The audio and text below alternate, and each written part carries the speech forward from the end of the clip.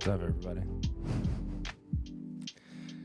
Happy Thursday! Happy Tim Bib Live! We are back.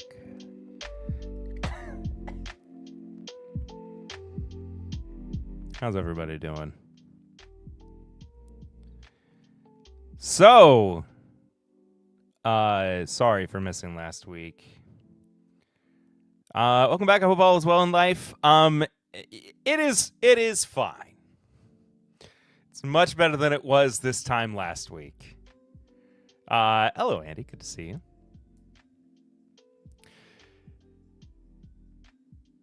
Shot guy with the $10 snuffy chat for the penis replacement surgery. Yeah, I had to take off last week. For a family funeral. My wife's grandfather passed away. The reason I was being so cagey about it a couple weeks ago was because it had not been announced that he had passed away just yet. And so I did not want to be the one to formally announce it in any capacity.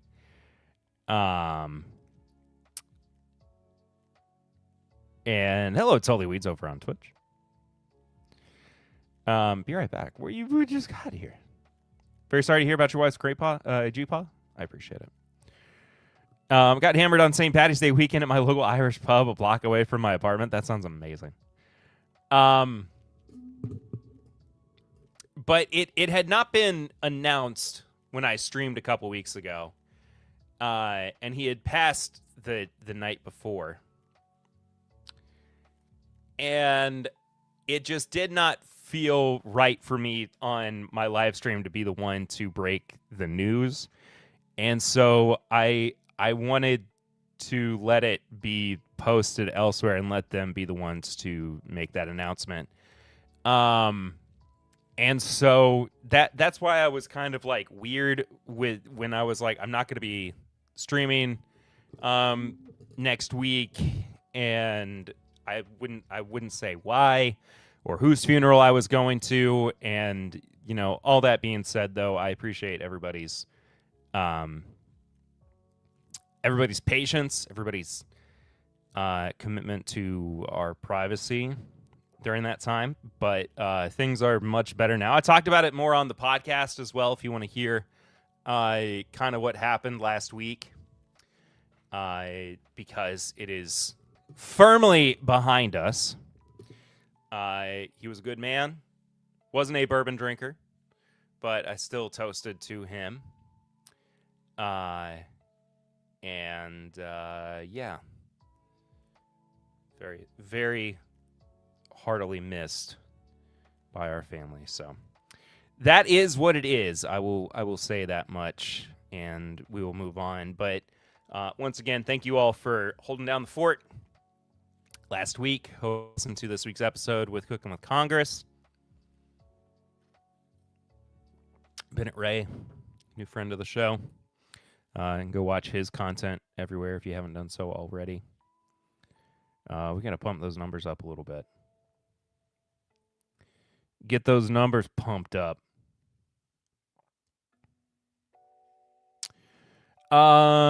Otherwise, personal news. I just been busy.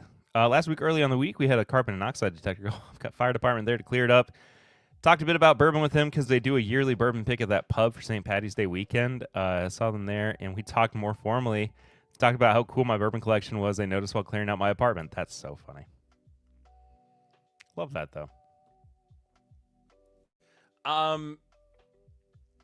We on Saturday, speaking of St. Patty's Day, we were in the St. Patrick's Day parade in Lexington for my oldest, my 5-year-old, who is in an Irish step dance class and she danced in the parade, and we we walked down the length of Lexington's Main Street, most of it at least. And I was like, the entire time I was like, I just want a Guinness. I just want some Irish whiskey. And right after we were done, there was the annual St. Paddy's Day Festival in downtown Lexington. And so had some green beer, had a nitro Irish stout from West 6th, which is Lexington's staple. Have I showed her the Luck of the Irish movie yet? Not yet. Not yet. But I need to do that soon. She would love it. She's really quite good at it too. Like I take her to class sometimes. And she's in the beginner class, of course, but she doesn't really do a whole lot of the more involved steps as of yet.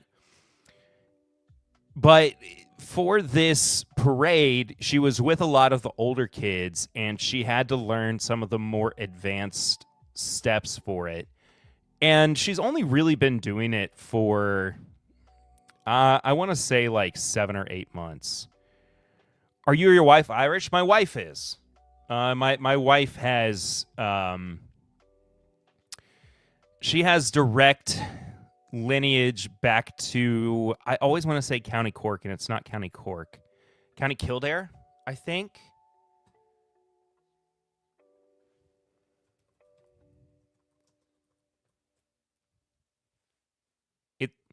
It's either Kildare or Kilkenny, and I'm pretty sure that it's Kildare. I'm almost certain that it's Kildare.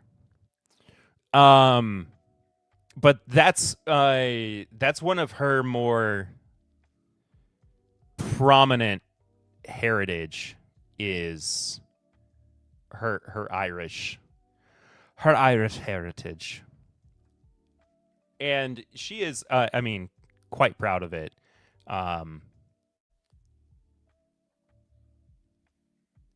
But most of her heritage comes from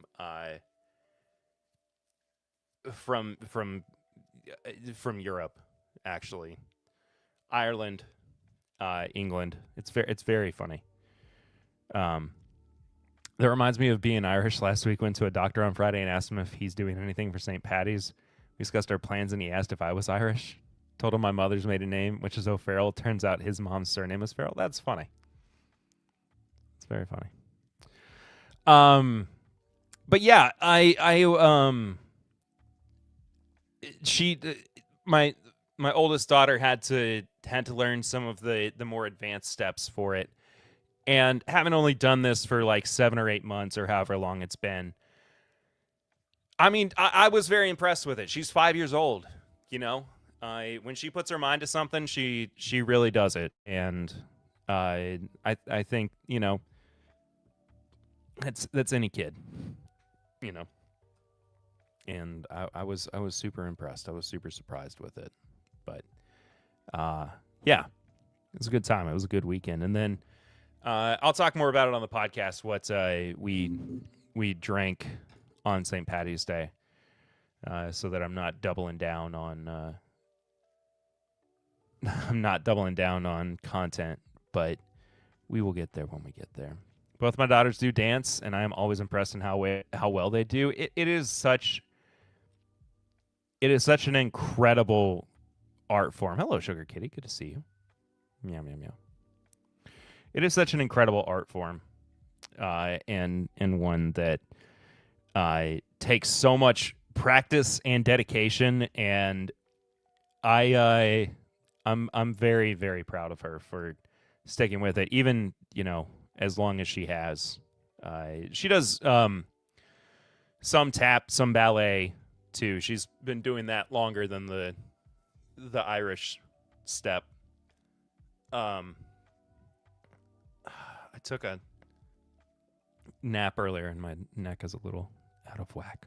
But anyway, That's my personal news update. I don't think I have anything else at the moment.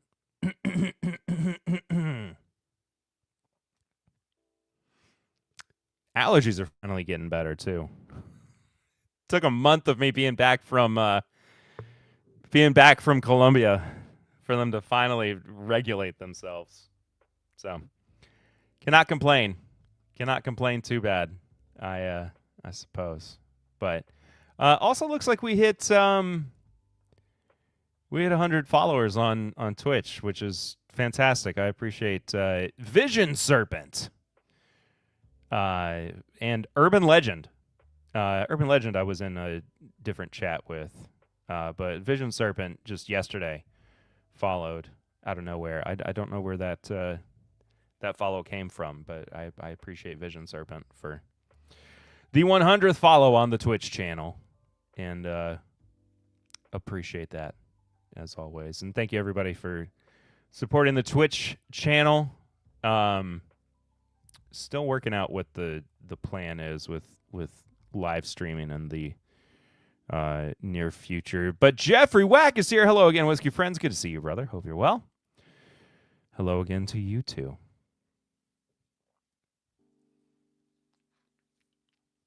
And I do know that allergy season will be back for, Avengers Doomsday or whatever. But I'm just happy to have a little bit of reprieve at the moment. I had this kind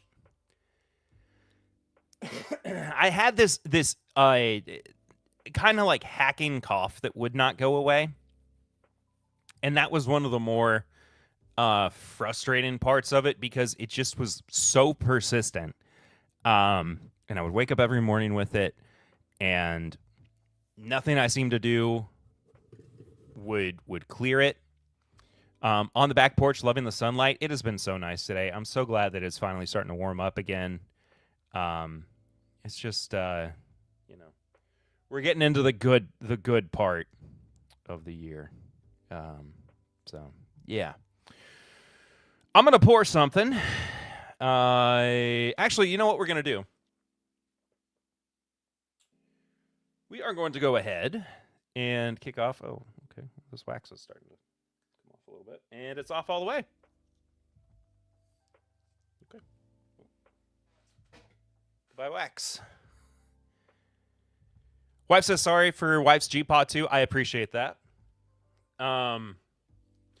Like I said, I talked about his passing on the podcast, and so I don't want to reiterate too much as to my thoughts and feelings on the passing of Granddad. And the reason I keep calling him Granddad is because that's just who he was. Like, he was Marsh to a lot of people. He was Uncle Marsh. He was Dad. He was Granddad just to a lot of us as well. Even though he was, not technically my granddad. But my grandparents have been gone for over 5 years, all of them at this point.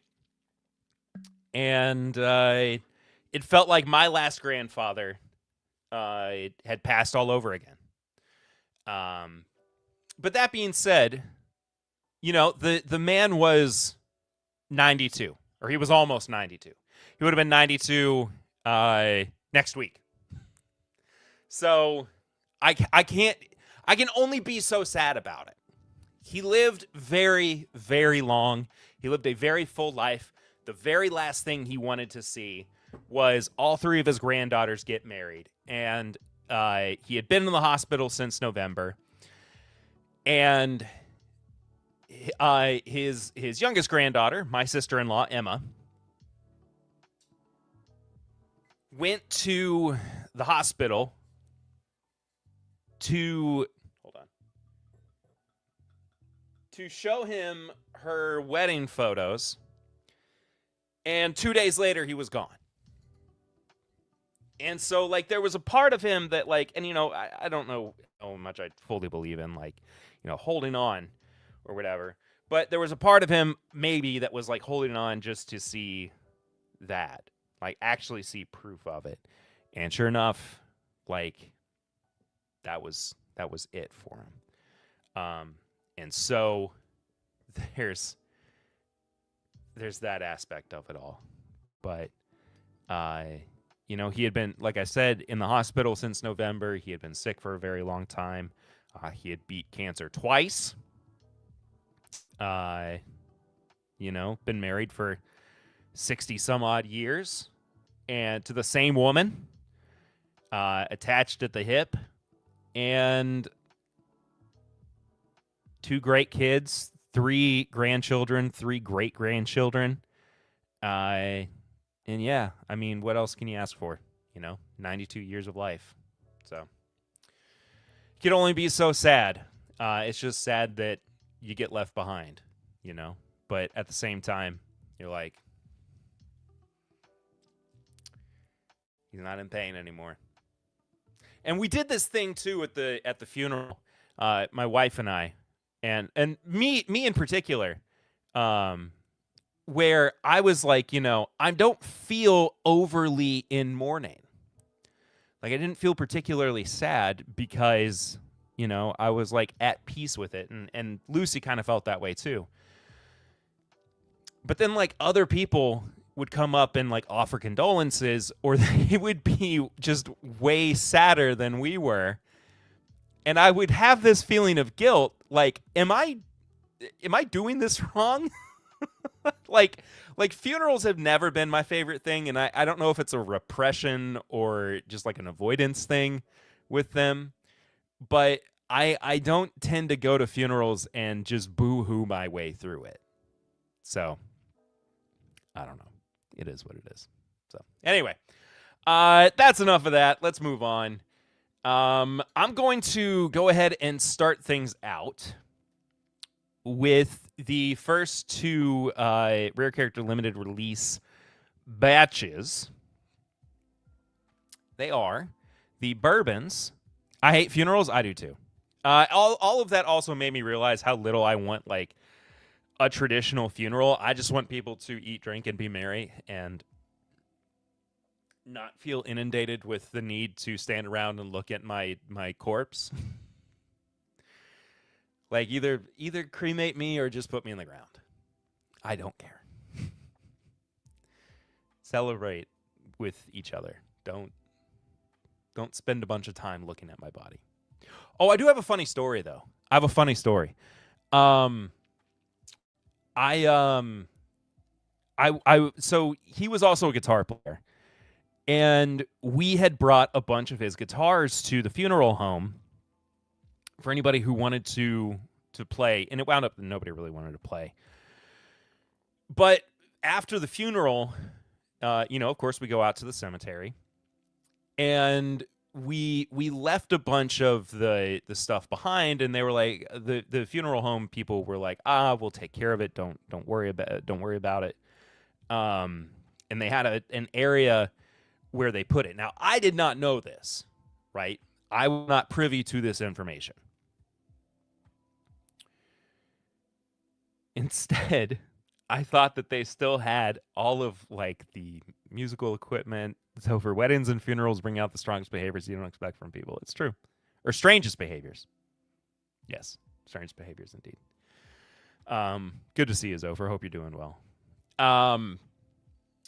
So I did not know that they had moved all of the stuff from the side room to this back room where it could be picked up. And so I tell Lucy I'm going to go get the guitars and the equipment and everything and like anything else we had left behind. She's like, okay, I'm going to go check on the food, you know, make sure we don't need to get anything in there and like get all of our other stuff. So I go and I open the door and the lights are completely off in their little chapel area. There are no pieces of equipment, guitars, amps, whatever, left in the room. There is somebody else's open casket just in the room, just in their chapel. I did not see who it was. I was not able to make out any features or anything, but I very quickly just shut the door. Like, there was nobody else in there. It was just me looking for stuff. And as soon as I saw that there was a person in a casket that I was not familiar with, I shut the door and I jogged my way back down the hall. And I was like, I'm done. Amanda Stack, longtime listener, first time catching it live. Cheers, guys. Cheers to you, too. Thank you so much for being here.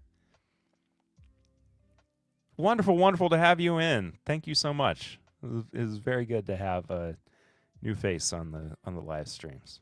You caught me in describing an odd moment from a funeral that I had to go to last week. But anyway, let's move into the first. Let's move into the first couple of pours as I also move into the news of the week, because boy howdy do we have a lot to get to. I am going to start with the Rare Character Limited Release Straight Bourbon Whiskeys, batches 1 and 2. Batch 1 is 119.56 proof. Batch 2 is 119.94 proof. So they're just about the same. I'm going to find... I feel like I need to display these better. No, you can't really see them from there, can you?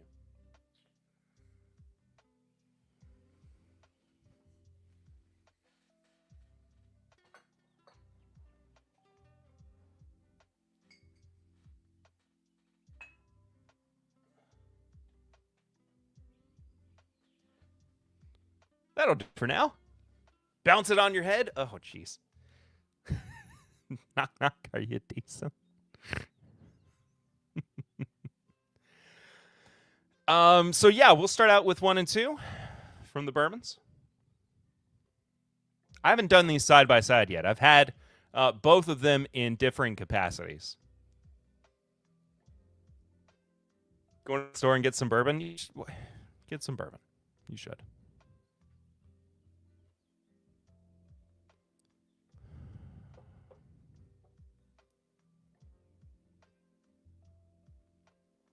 So these are a blend of Kentucky and Indiana bourbons. From time to time, they will have just Indiana bourbon. It's very rare. Time to time, they will have just Kentucky bourbons. That is a bit more rare as well. It just depends on what they have in stock.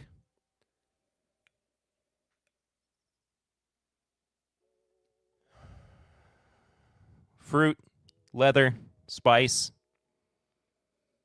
Mr. Bomb 310, cheers everyone from Northeast Oklahoma. My goodness gracious, we got a lot of new faces in tonight. Thank you so much, Mr. Mom. Good to see you. Got to run, Perry. Good to see you. Sax and clarinet lessons. You blow them horns, Fonzo.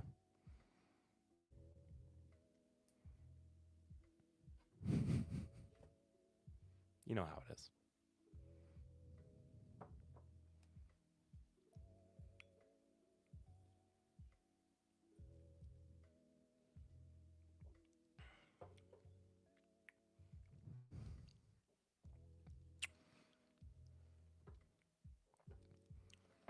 Sweet corn, marmalade, honey, stewed fruits. The palate's working tonight. Little bit of black pepper. Hints of mint as well. That's a fabulous palate. Caramel.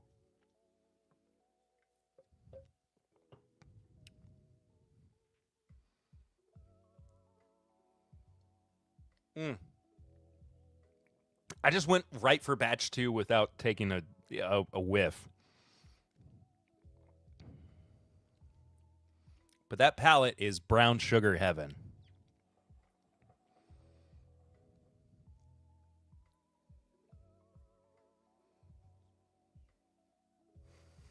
Lot of oak influence on the nose.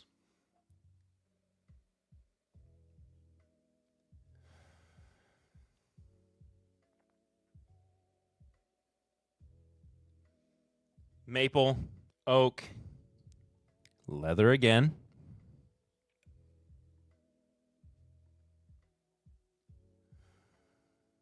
Bit of melon.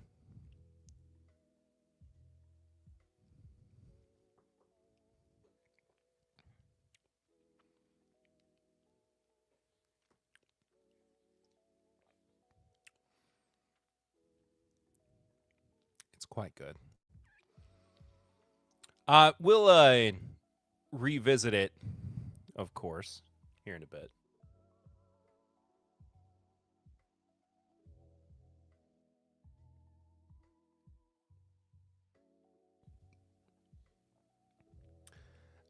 But let me get my news lined up. Because I realized that shoot.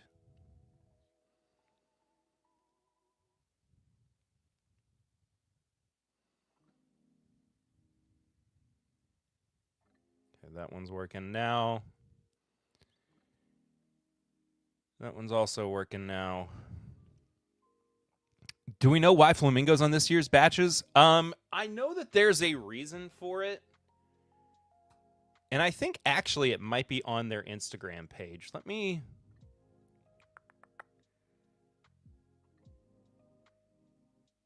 Stavros Halkias joins Glenn Powell's country music comedy from Judd Apatow. Interesting.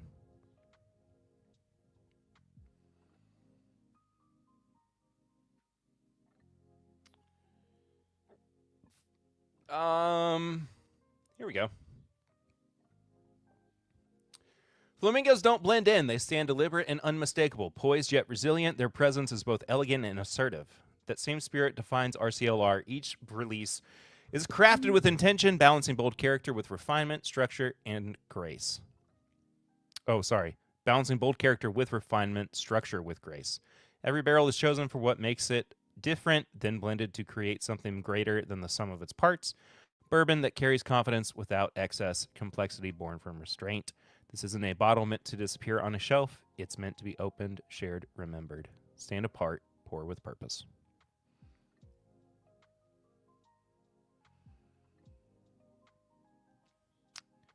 Are the bits good bits or naughty bits? The tips and bits?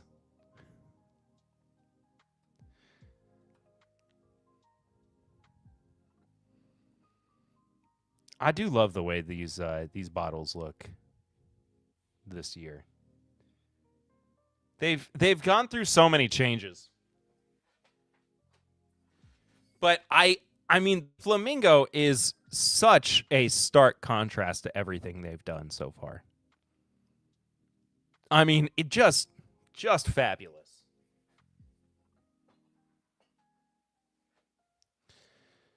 Okay, let me finish organizing real quick because I wanted to make sure I had stuff in a particular order.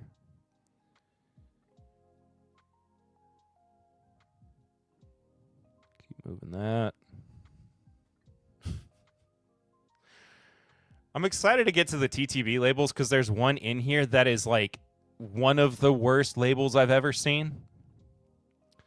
And I kind of hope that it's a placeholder because otherwise we're cooked. like genuinely. It's abysmal. Actually, there's a couple that are really, really bad. Sorry, y'all. I had to restart my computer. And things got a little out of whack.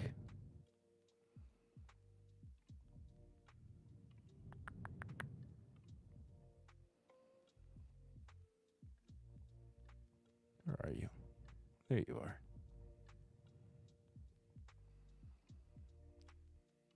Aha. Aha.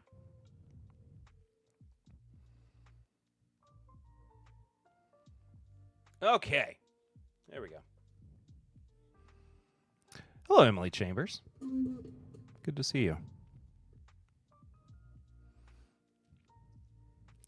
Also, have we been told on how Rare Character is able to have red wax on their bottles? I thought Maker's Mark sues the crap out of anyone that uses red wax. So part of what you are hitting on is true, but it is distinctly the red wax drip that they sue the crap out of people for. And I think that, if I'm not mistaken, it might be a specific hue of red as well. I would assume that Maker's Mark defines their wax by a particular type of red. I'm colorblind. They look to be the same red to me. That's fair. They are slightly different. Just ever so slightly different. Wonder if there's any connection to the movie Pink Flamingos? I don't know. I'll have to ask Chad. He might know. I mean, if anybody's going to know, it's going to be Chad. But, you know. All right, let's talk about the news. Because there's been so much that's happened this week, and we're 35 minutes into stream, and I've got to get this stuff covered because holy moly. This happened a couple days ago, and it caught a lot of us by surprise. It was originally brought to my attention in my Discord, which if you are not in the 10-Bip Discord, you can get access to by becoming a supporter of the show at patreon.com/mybourbonpodcast. At any paid tier, free members do not have access, but paid members do. But former head distiller at Green River, Aaron Harris, has left the distillery, and it's somewhat unclear whether he was let go or if he left of his own accord. We're kind of under the impression, based on the sudden announcement, that he might have been let go. We're not even really sure why. But his statement reads, today was different. The first day in 12 years I haven't worked for a distillery or a brand. I've been incredibly fortunate to learn, grow, fail, and rise up stronger more times than I can count. I'm eternally grateful for mentors and peers along the way. As a forensic distiller, a great passion of mine is digging into operational processes to root out potential missteps. With that, I humbly announce the creation of Harris Beverage Solutions, a spirits consulting entity that will provide industry best practices to build world-class spirits programs, cask maturation, best practices, mash bill management, distillation troubleshooting, sensory analysis, and KPI tracking are just a few of the services I can provide. I look forward to hearing about the issues you may be experiencing in your operations. Objective, unbiased, and kind. I believe that's the best place I can start. I appreciate your support. There is a noticeable trend for Master Distillers who have been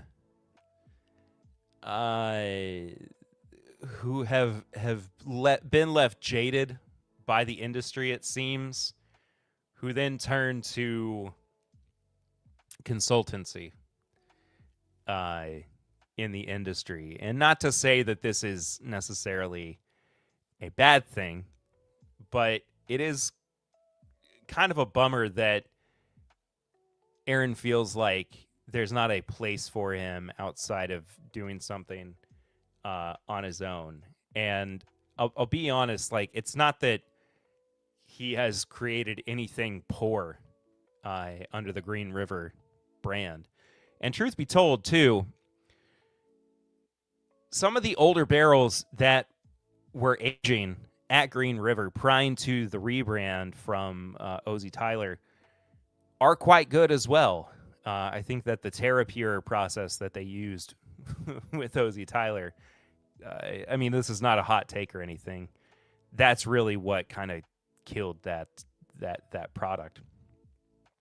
So it's tough to say where this is coming from. Again, the suddenness of it does kind of feel like it came top down as opposed to an inward decision. But I don't know. Green River is also under the same umbrella of brands that Bardstown Bourbon Company is with their parent company. I can't remember off the top of my head what it is. I apologize for that. But it's an odd move. And it's odd, too, that this has not been covered as widely as I feel like it should. But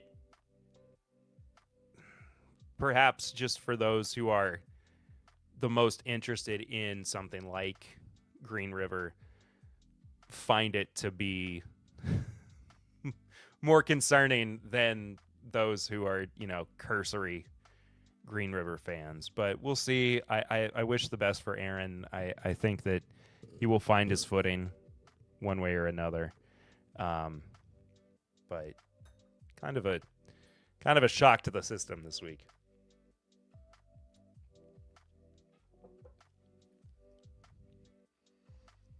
Moving on to better news. But we saw Eddie Russell get honored with the Distinguished Industry Leaders at the DISCUS, the Distilled Spirits Council of the United States conference in Louisville last week. Just nice to see. Nice to see him receiving any kind of recognition, as always. But I just wanted to bring it up in case anybody had not seen it.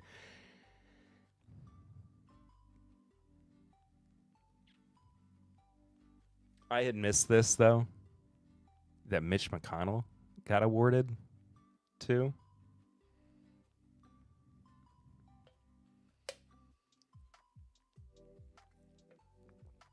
I guess for trying to suppress hemp as a competitor to liquor. Excuse me while I go throw up. Yeah. Really appreciate you, Mitch. You've done a lot for our great state.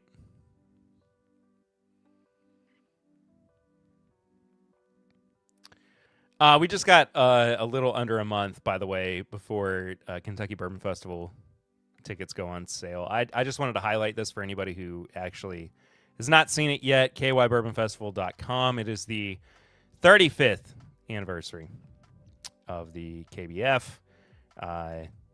April 14th with early access for Bourbon Insiders on April 13th. I hope to be there this year. It's one of those events where I rarely have the chance to make it. But I'm keeping my fingers crossed. We'll see.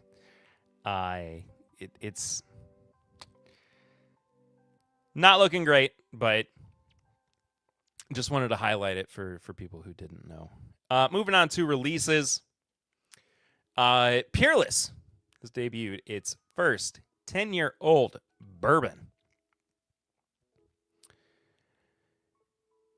It'll be its debut, its first 10-year-old whiskey with the launch of Henry Craver's Old Reserve Bourbon in Louisville, Kentucky on April 22nd, 2026. The barrel-proof release will be sold at Peerless with a 1 bottle per person limit.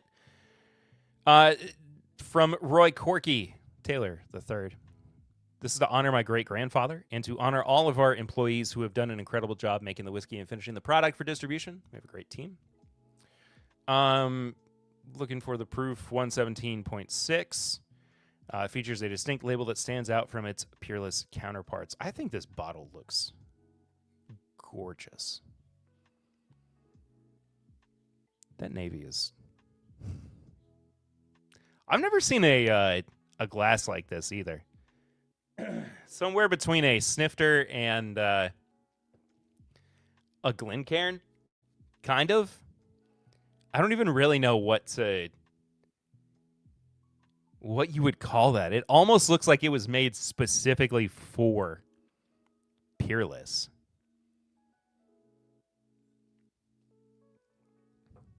Has anybody seen that glass before?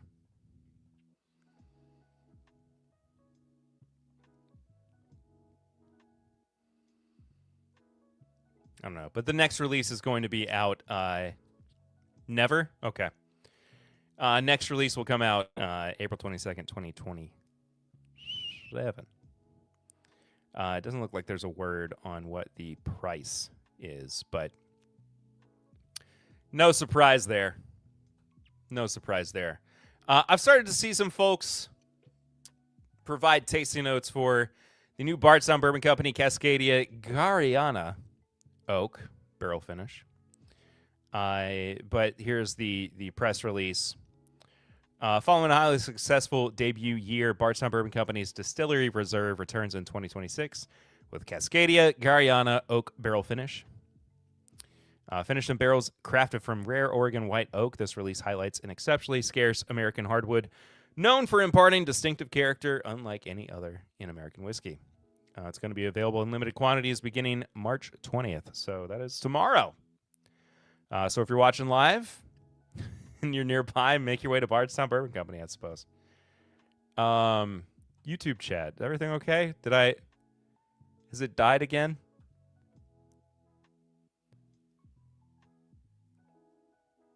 Nope. Everybody's just very quiet on YouTube. Begins with a blend of 3 exceptional bourbons aged 9 and 10 years, each featuring a different mash bill of corn, rye, and malted barley. After the whiskey was blended, it was then rested for 10 months in 10 custom Gariana oak by Oregon Barrel Works, a micro cooperage producing just 1,000 barrels per year. I'm sure it works just fine. You don't have to call it a micro cooperage. Come on. 107.5 proof and offered for $99.99 in the Distillery Reserve Signature 375 milliliter format. So there you go. Bardstown Company. Moving right along, we saw this TTB label about a month ago, maybe? But it is official that Elijah Craig is putting out a 15-year bourbon as part of their single barrel lineup. And coming in at 108 proof and $150.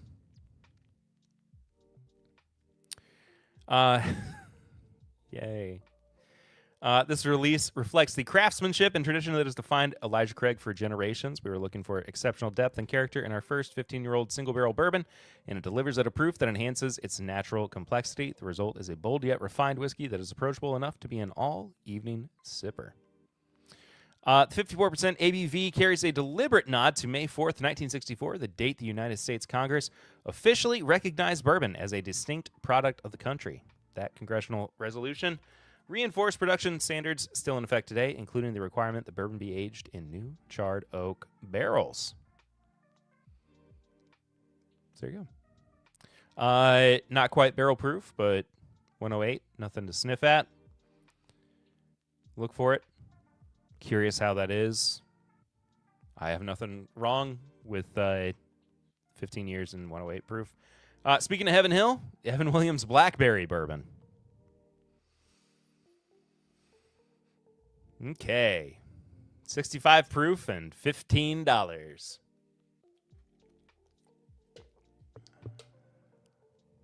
Yay.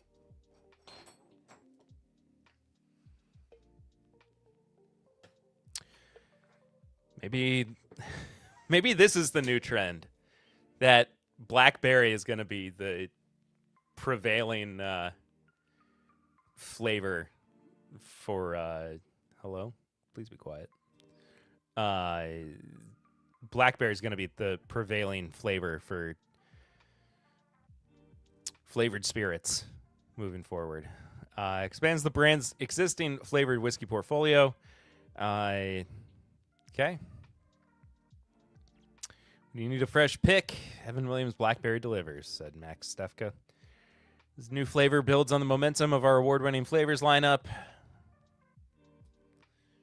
It's known for the... it's perfect for sipping, simple mixing with lemonade or soda, and sharing with friends.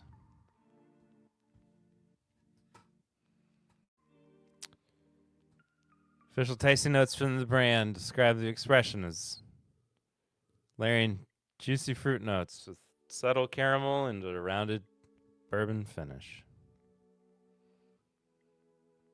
Blackberry's the best. On an unrelated topic, would anyone like an open bottle of JD Blackberry with one pour out of it? You know, I don't know whatever happened to mine. The one that I got sent by Jack Daniels.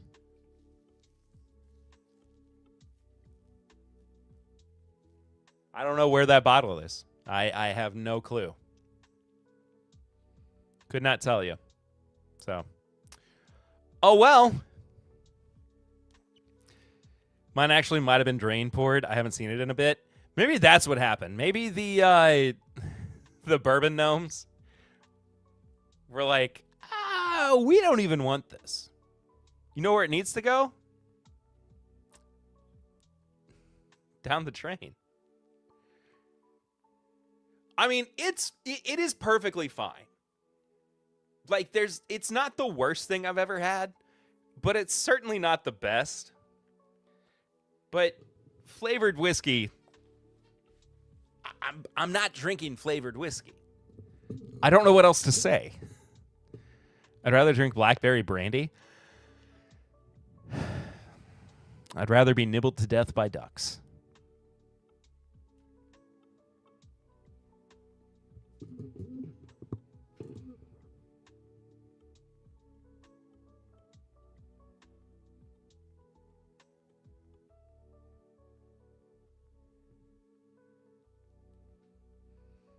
Sounds like a kink.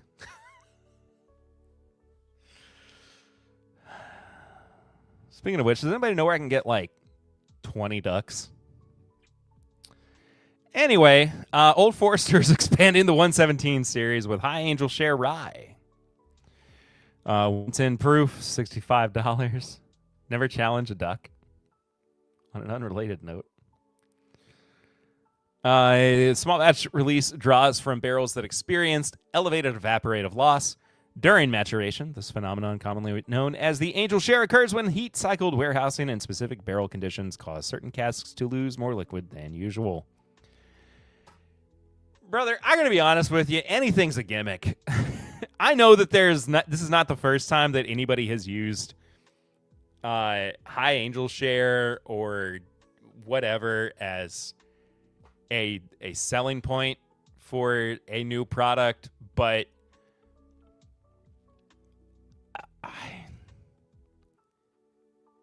does this work for anyone? Like, honestly, what about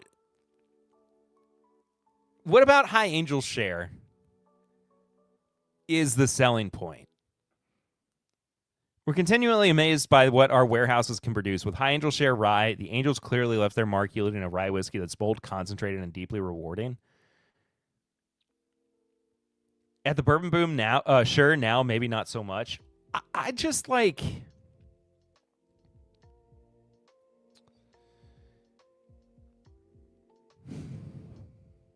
This one is just a hard pass for me. If somebody had this open, I would 100% try it. But there's nothing about this that screams, I need to get a bottle or seek this out.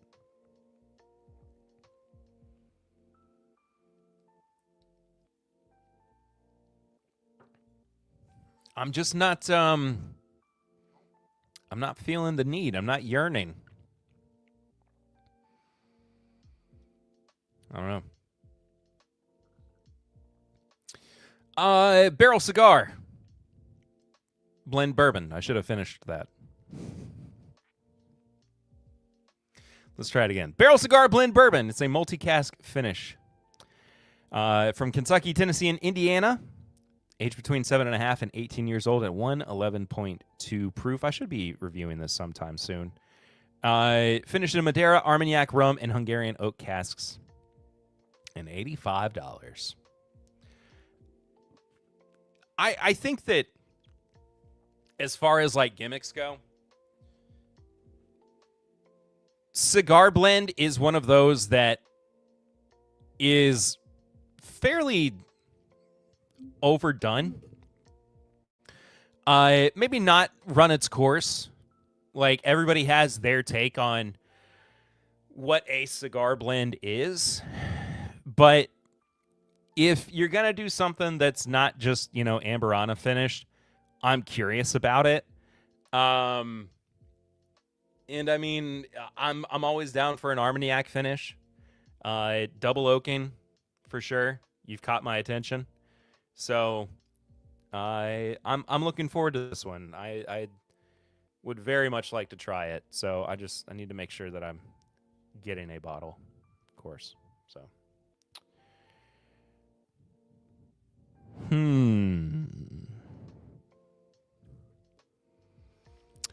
Lux Row Distillers unveils grain to glass Lux Row Estate Bourbon.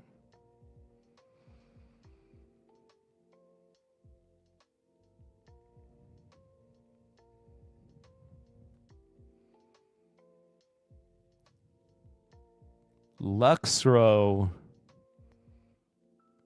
grain to glass.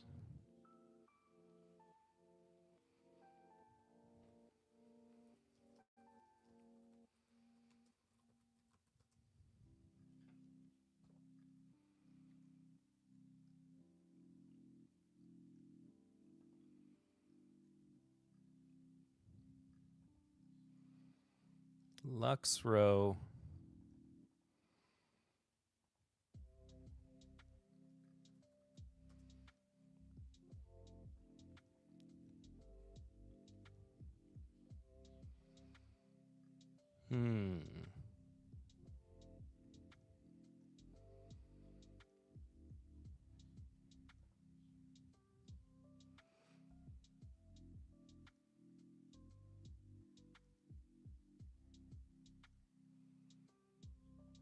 Sounds underwhelming and just a copycat. What are you doing? Apparently not listening to Perry speak. I was trying to make a point, and I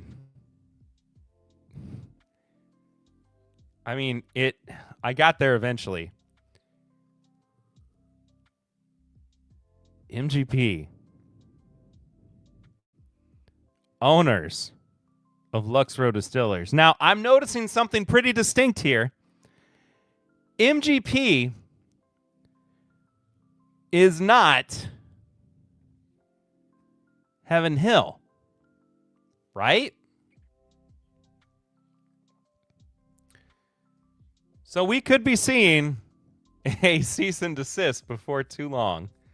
Why would you call it grain to glass? I mean, honestly, there's just another product on the market called grain glass. I don't know. Anyway, they're proud to announce the release of Lux Row Estate Bourbon, a landmark, quote-unquote, grain to glass expression. Isn't all bourbon grain to glass? I mean, technically.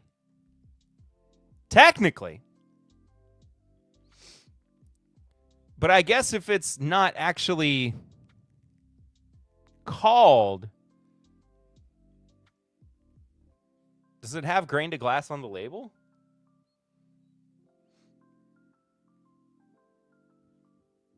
Okay, it doesn't. It just says like estate grown. That's the best kind of correct, technically correct. That's the kind that doesn't get you in legal trouble, I suppose. But it is 5 years old, 107 proof, and $100. Who's excited for 5-year-old bourbon at $100? 78 corn, 12 malted barley, 10% rye. Hooray. It is just very funny that they're like, it's grain to glass, but we're not going to call it that. It's estate grown. Look at us. Joseph Prezo said nope. Me neither. Makers 2026 wood finishing series, The Stewards release. What am I looking for here? I'm looking for the actual specs on it. That's what I'm looking for. 109.6 proof is the first batch. Batch 2 is 113.3, $75. 4-Leaf Whiskey. Hello, Stacy. Hope you're well. Good to see you. Is it...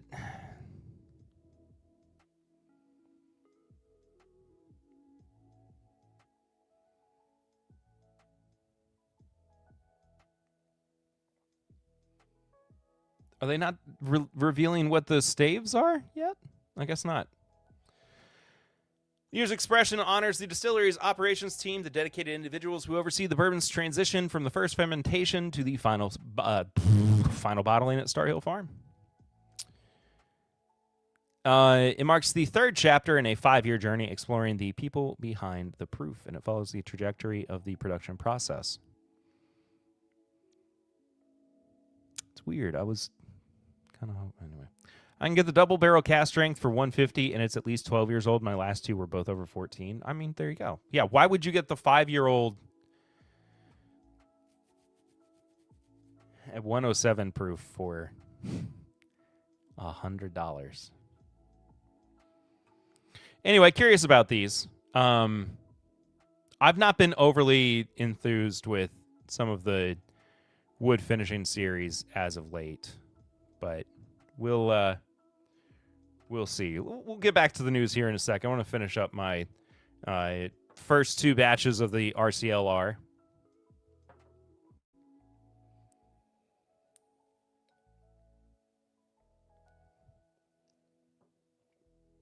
Batch one's a little brighter. I think got a slight hint of dryness to it on the back end.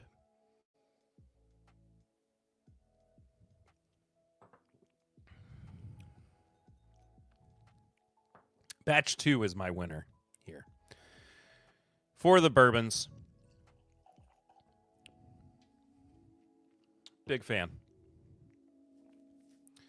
Big fan of batches 1 and 2, though, from Rare Character Limited Release bourbons for 2026. Are you drinking stuff we don't have? No. It's out. It's back here. This is stuff you can get.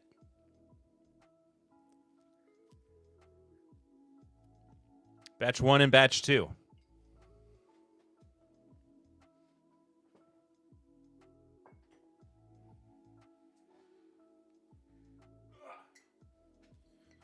Here's batch 2, by the way.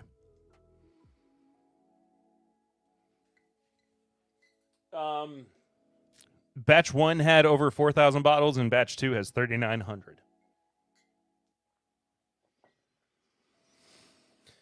Going back to Kentucky in June, been told to look for Rare Character. I think you meant to say this is stuff you can't get.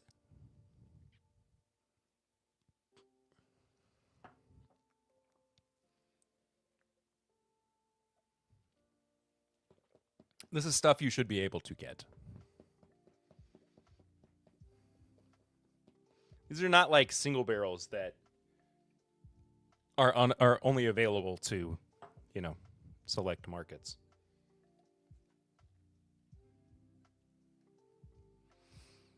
Moving on to batches 1 and 2 of the rye. Here's the label for batch 1, by the way. This is 118.94 proof.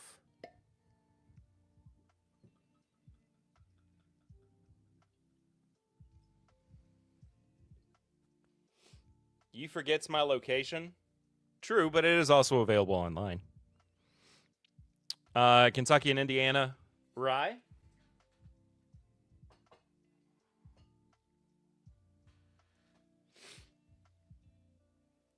And then batch 2 is 120.4 proof, and also Kentucky and Indiana.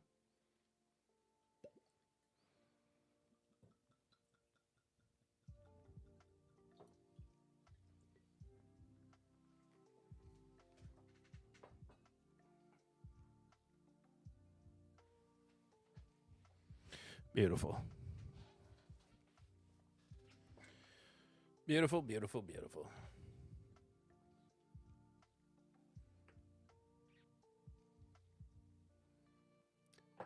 Let those open up just a little bit. Give them the swirl.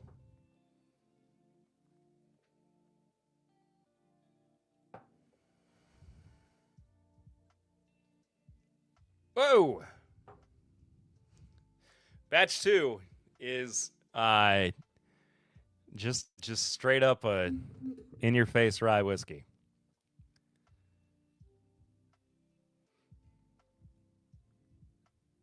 There we go. That's what I wanted.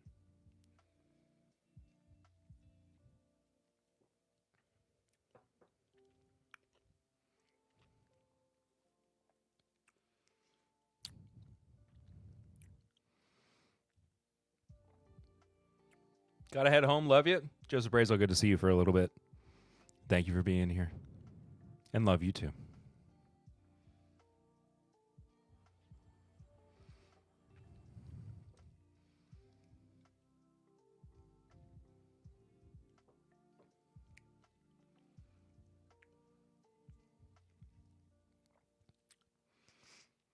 Oh. Batch 2.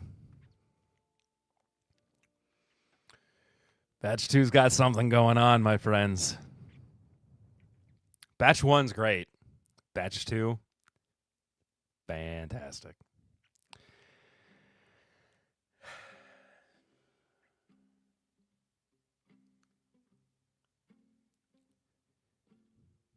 Who likes subtle rye? I like all rye. Don't get me wrong. But I want a rye that is going to make me feel something. And batch 2 rye makes me feel a lot of things.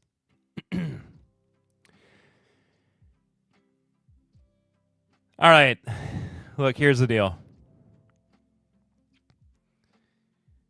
We got our 2 not fun stories. We're going to try to get through them together, but I got to cover it because it has been rattling around in my brain for the past couple of weeks. This week especially, the Uncle Nearest story has been this week has been wild for Uncle Nearest. And I love rye. It's my fave, all of it. All ryes matter. All ryes matter. But this week, it has taken a bizarre turn. Now, this is from the Herald Leader in Lexington. Of course, Ms. Janet Patton, my favorite reporter over there. A federal judge in Tennessee has dismissed the bankruptcy petitions filed Tuesday by Uncle Nearest founder Fawn Weaver. U.S. bankruptcy judge Suzanne H. Bonite held an expedited hearing Thursday on motions by receiver Philip H. Young and Kentucky lender Farm Credit to dismiss. According to the court docket, the motions were granted and the case was dismissed. The decision was delivered from the bench. The troubled whiskey brand has been in receivership amid claims of significant debt. Kentucky lender Farm Credit Mid-America, headquartered in Louisville, sued Uncle Nearest on more than $100 million in loans. Now, here's the deal. I'm going to catch you up if you don't know what happened this week. Okay.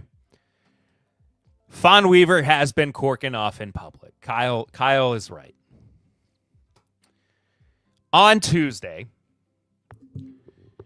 co-founder of Uncle Nearest, Fawn Weaver, who, again,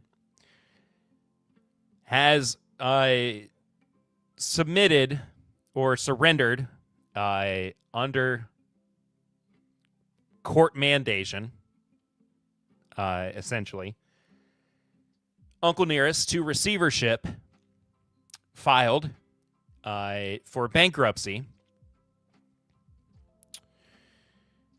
with the intention of ending the receivership that Uncle Nearest was under.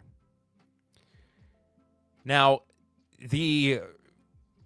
first things first. One, you are under a receivership. You do not have the legal control to go through a process that declares your business to be legally solvent under a bankruptcy, right? The receiver, throughout this process, as Janet reports, has alleged and claimed that Uncle Nearest owes about $200 million, which is $100 million more than they initially said, and is now insolvent.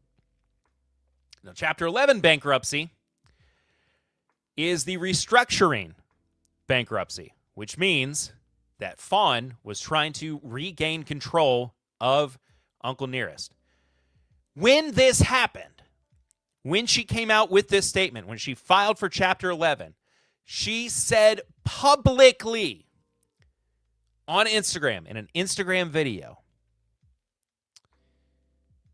that the receivership had ended and this was the time for them to rebuild the brand. I don't know how to put this any more plainly other than that is not how it works. It just is not how it works. And there were so many people who came out in support of her and said, we're going to show them that this is how it's done.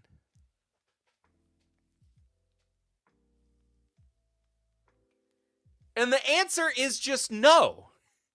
The answer is no. That's not how it's done. You are already in a mountain of legal trouble. You have been told repeatedly how much money you owe. You've been told that this business is insolvent. You've been told that these properties need to be sold in order to pay off some of your legal debt, some of your business debt. And she continuously does this thing where she's like, here's the real story. Here's what's really happening. And it's misleading everybody who is not accepting or willing to look at reality. And I have spent so much time not talking about this story and not diving into it on stream or on the podcast. And I got to be honest, this week was my breaking point. This was the week where I was like, I don't think I can do this anymore and not talk about it, because there are so many people that have been caught up in this cult of personality where every time that she says things like, we're winning, we're in control, and people follow suit, and whatever alternate reality they exist in go, you're right. It's just not true. Like, I don't get it. I don't get it. Like, I could not imagine another world where Eddie Russell was so in debt. I'm not saying he's the owner, but in this scenario, as like the face of Wild Turkey, right? He's so in debt And he's the one that's responsible for all the legal fees, right? For all the debts that Wild Turkey is going through. Him and Jimmy. And he goes on social media. He's like, "We fixed it.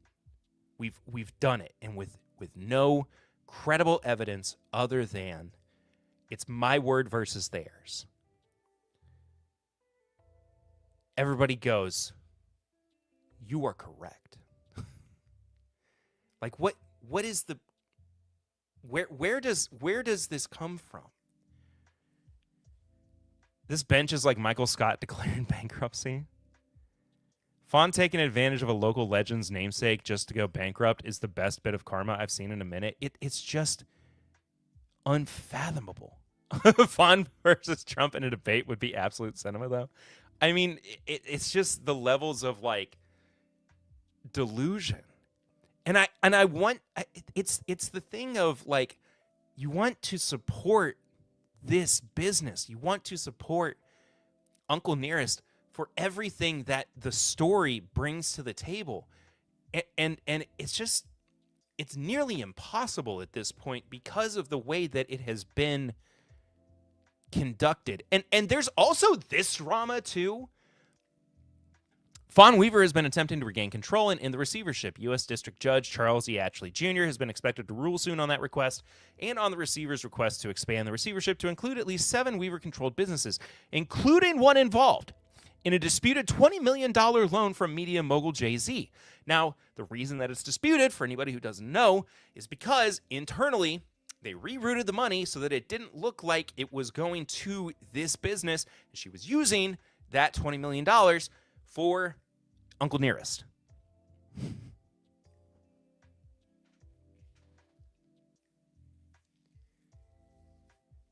Jay-Z being involved in Uncle Nearest was not on my bingo card. Not to use the cliche, but holy Toledo. Receiver Young had filed a motion for sanctions against Weaver and or her attorney for filing the bankruptcy petitions. He urged Ashley to impose $75,000 in fines payable to Uncle Nearest. There's been no ruling on that motion yet. Masturbate and switch maneuver, my lord. I'm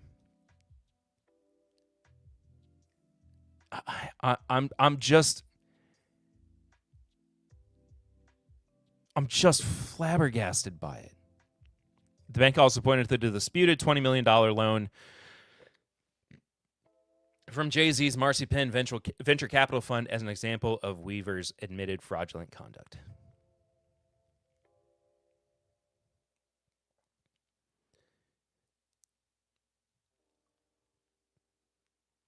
It's just one of those. You believe in this in this brand and these people, and you believe in the opportunity for these stories to be told, and it is a level that I keep talking about, and I keep having this conversation, whether it's on stream or whether it's on the podcast, and I think that we need to collectively come to the realization that bourbon, whiskey, the industry, is not immune from corporate and capital corruption in the way that we have all, or maybe I, have been deluded into thinking, right? And whether it's opening distilleries that were destined to fail, whether it was finding ways to underpay employees, whether it was the ultra premiumization of products that didn't need to be, whatever it is, there has to be some reconciliation with this, so that, yes, I know that there has to be money made. I understand it. This is a business. I get it. This podcast, this live stream, none of it exists without it. I get it. I understand. For God's sake. It's going to crumble. It will crumble one way or another. This is an example of how it crumbles. You know, it happens. It's all going to be okay. Do you have Traveler Foolproof? I always got the ick from Fawn. Maybe it was naivete, but I liked her. I never really did. Who's to say? I mean, every time I was around her, she was surrounded also by yes people. So that could have been part of it too. I don't know. We also have this from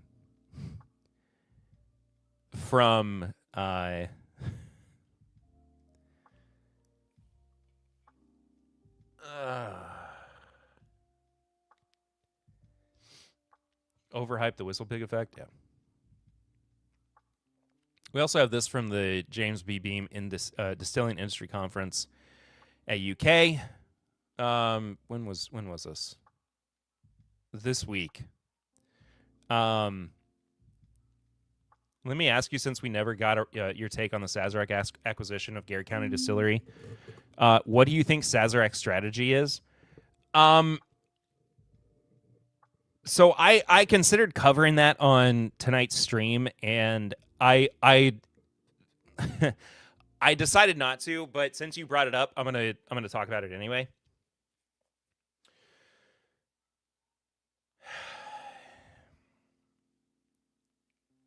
To me,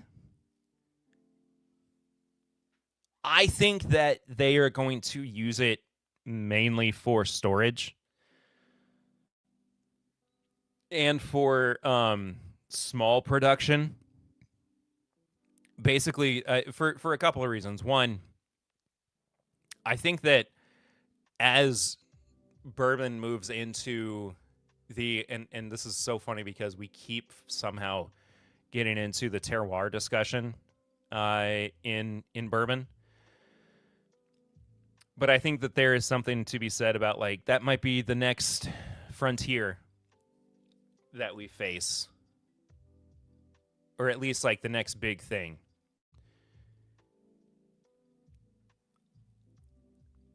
But whether it's, like, you know, the Buffalo Trace Garrett County campus, and they put out, you know, a trio of Taylor products or a trio of Eagle Rare product. I mean, you know, whatever it is, whatever way they find to manipulate the market so that they can have multiple products from different sites. I think that is something that Sazerac likely is exploring. On the flip side, though, I could also see it being an experimental location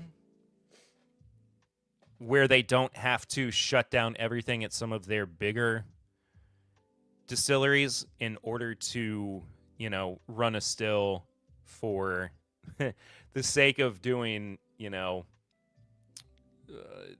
like Buffalo Trace experimental collection.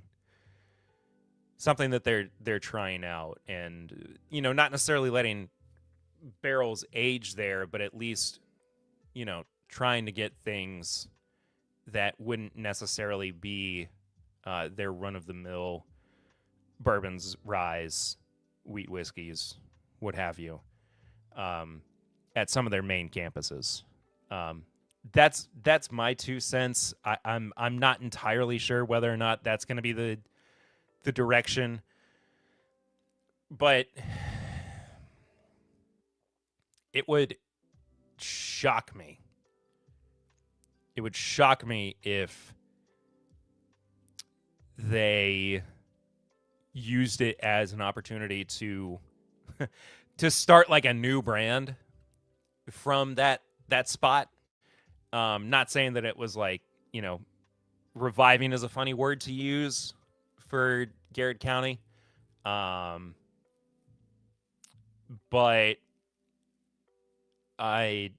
whether it's like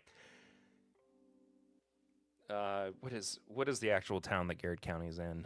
I don't remember. But my point is like I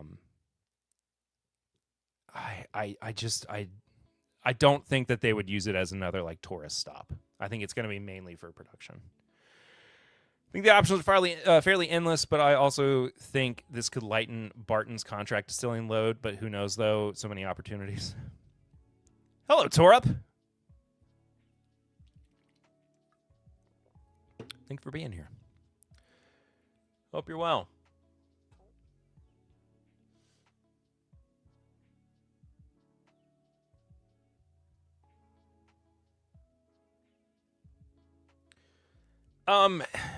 I do enjoy the RC Batch 10 bottle I scored. Haven't seen any since, though. Batch 10 was great. I completely agree with you. I wanted to touch on this, though, because I do think it's important to note as much like hyperfixation as we put on like our opinions on where the industry is, whether it's from a commentary side or from a consumer side.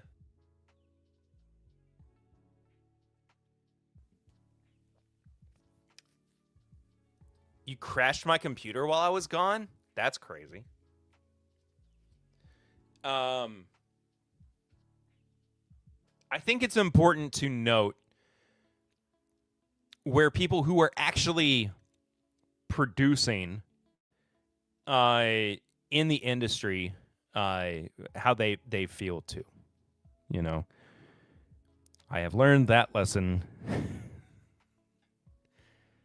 many different ways. So Yellowstone Barrel Pick 119 proof is what I ended up going with. Got it for $50. That's not bad.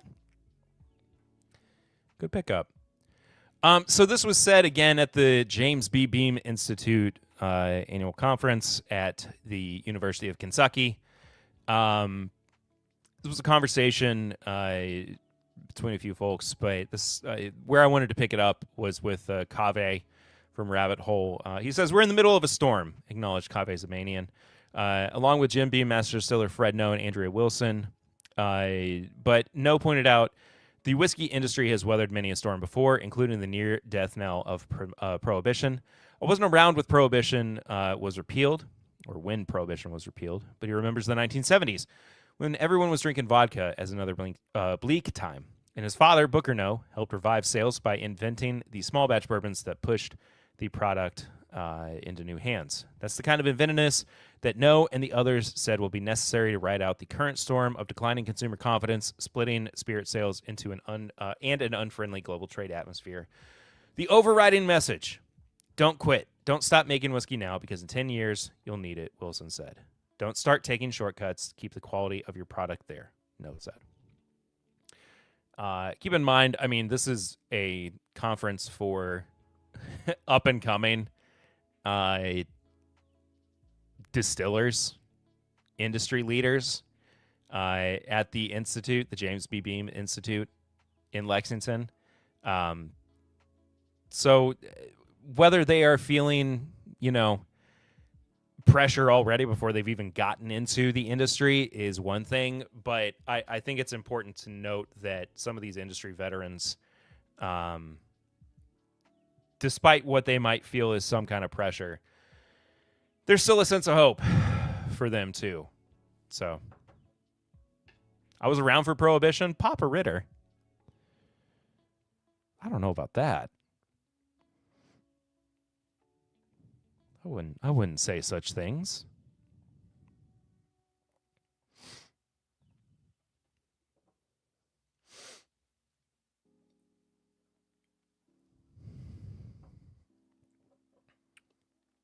Batch 2 rye. It's meaty too. Dang. Nah, just kidding. Papa Ritter still has a Civil War uniform.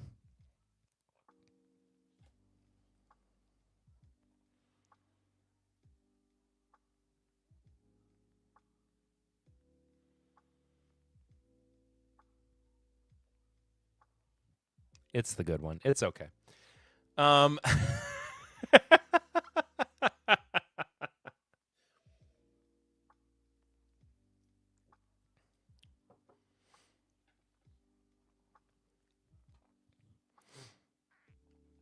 big meaty claws. Anyway.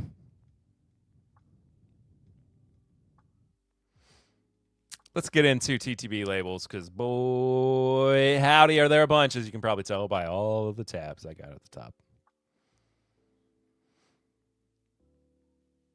I don't have a Civil War uni, but I do know someone that does.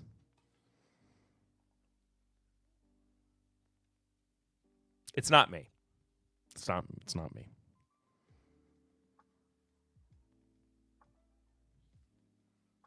But I do know someone who does as well.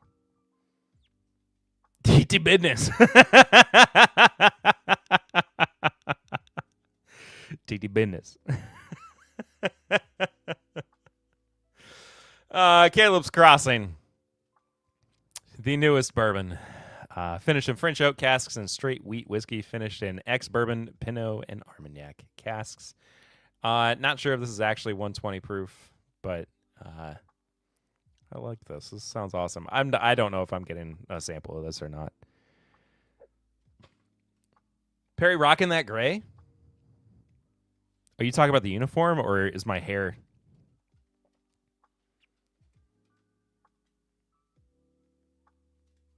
Hair's not looking too great tonight. Which side uniform is the real question? You know.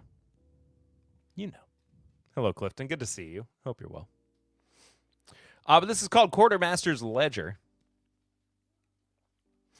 It's got 1 barrel straight bourbon finished in French oak casks. 1 barrel Kentucky straight bourbon finished in... What? Oh, they're both... It's different ages. 7 years, 1 month. 7 years, 8 months. And then 1 barrel straight wheat whiskey finished in ex-bourbon, Pinot, and Armagnac casks. That is 6 years, 19 months. Oh, sorry. I cannot read.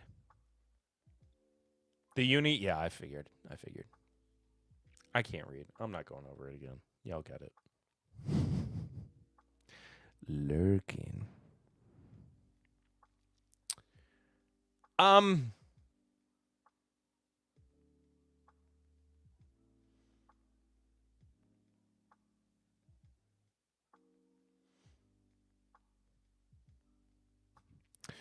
Bullet 87. Inspired by Bullet's pioneering spirit, established in 1987. It's a distinctive blend of bourbon and rye whiskeys finished with toasted staves at 90 proof. Okay. Distilled in Lawrenceburg, Indiana and Shelbyville, Kentucky. So they're actually using their own bourbon for it. But they're still using, I'm guessing, the 95.5 rye that they use for Bullet Rye. Fine.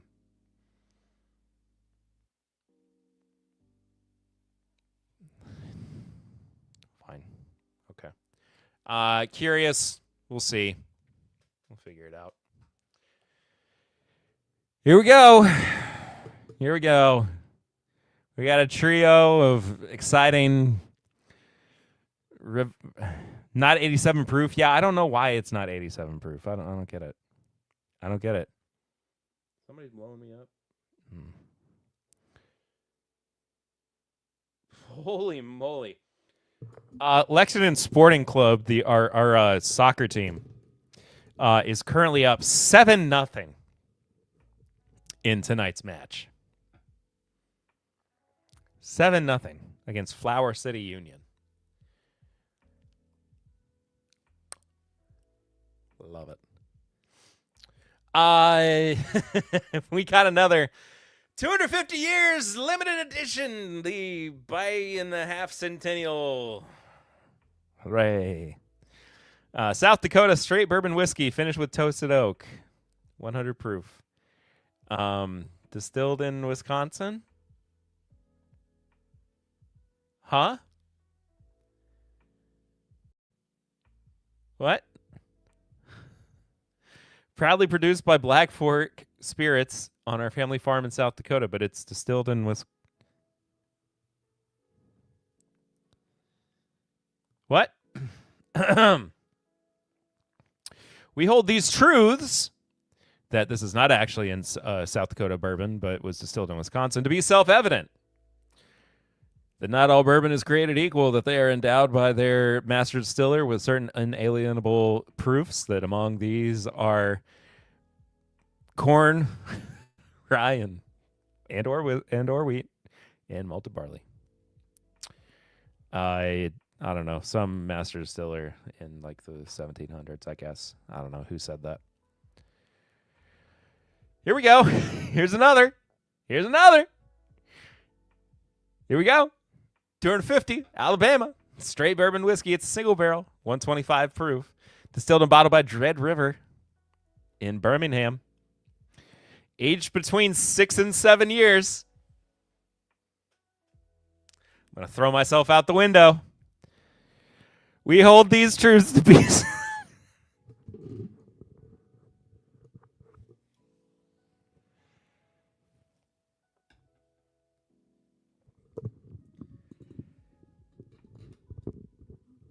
I'm going to throw myself. I once received South Carolina whiskey that was just crappy Canadian whiskey. It was just a pretty bottle. Well, that's nice. I've gotten lots of Kentucky whiskey that's been real bad, but a pretty bottle. Unsubbed, that is fair. I lost a bunch of viewers when I did the stupid meme. Brother, what is happening? Give me a second.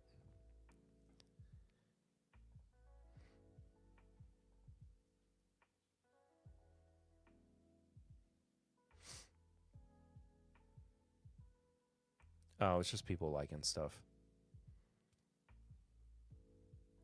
Okie-dokie. Why? But also, they can't say if it's a single barrel that someone's like bombing you. Probably the 6-7 kids. That sucks. Okay, moving on. Special Ops Americana Bourbon Whiskey, 84 proof. Arthur Wheeler Spirits Co. It's 10 years old. Crafted to honor America's 250th birthday. Yay! Yay! Final proof is actually 1-1, but also this version will not be released to the public. What does that sentence mean? That sentence is nonsense. What was that batch number? 25.001.AS. Arthur Spirits, I guess, is what that means. Boss, I have this totally unique idea that no one has ever thought of. Distillery intern.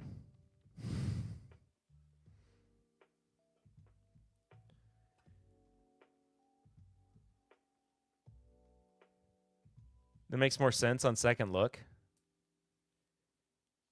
Anyway, so where is Arthur Wheeler? It's just Indiana bourbon, blended and bottled by Arthur Wheeler, Upper Marlboro. There's a Marlboro? We have a city in this country called Marlboro? Their city mascot is a camel who looks super cool when you put sunglasses on him.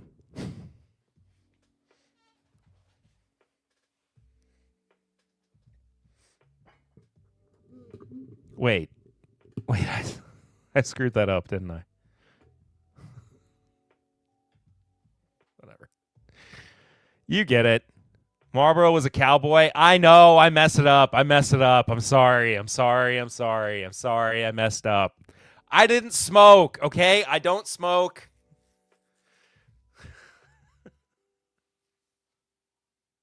They've got a cowboy. They've got two. They go up in the mountains together.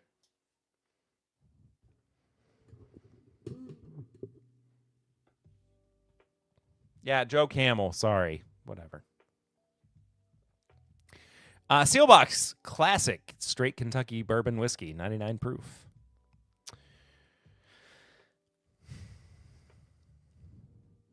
Stop describing your favorite movie.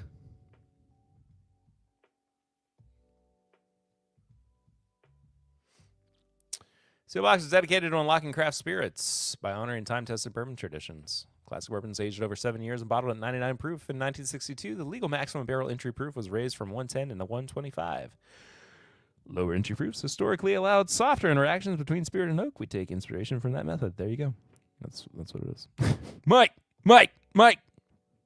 Guess what day it is? Father Time. This is, what's his name? Jim Gaffigan's bourbon. And it's called the Caboose. 92.4 proof. I'm a cowboy. I see a horse I'm riding. I won't kneel. Okay, I'm too much text, man. Wow, his dad looked a lot like him. Jeepers.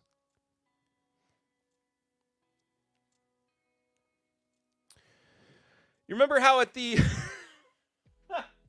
beginning of stream when I was getting stuff together, I said that I found one of the worst labels I've ever seen? What is this? That's Times New Roman. That's nothing.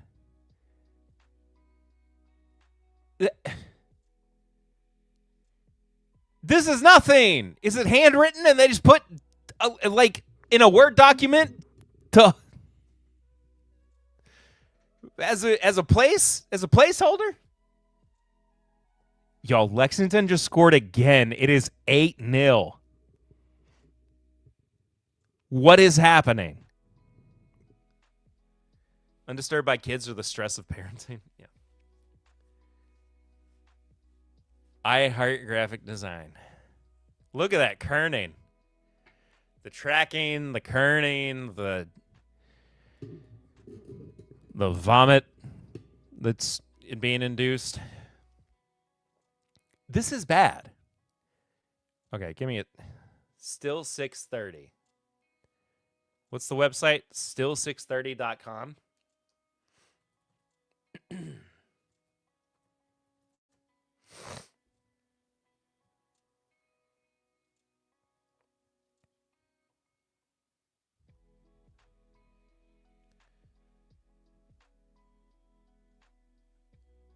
What is...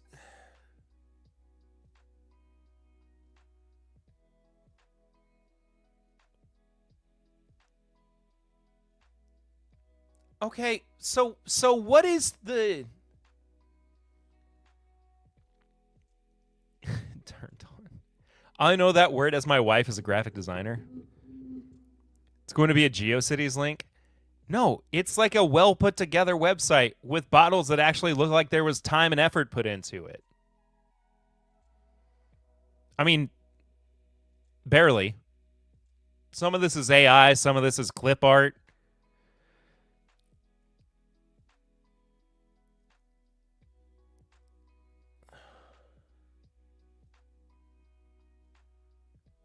Wait, did they price this cast strength sorghum at the exact this can't be right. It says it's 141.6 proof and it's 141.60 cents.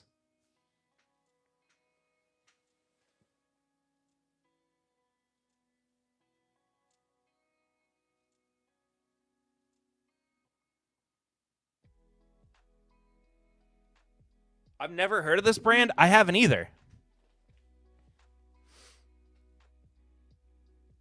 It matches their other stuff, so I'm guessing not a placeholder. $141 proof. This is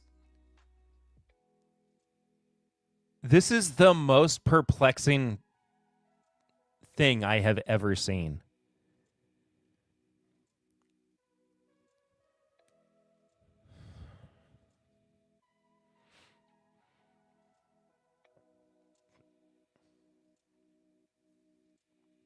Breakfast brew? Whiskey with natural flavors?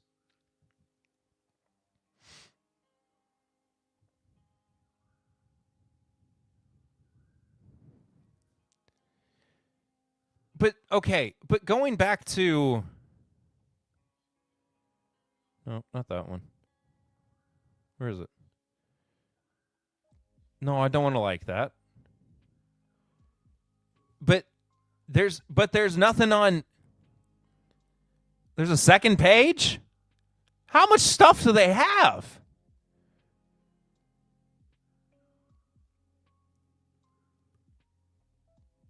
Includes a removable 1863 coin? They've got a subscription service? What is this brand?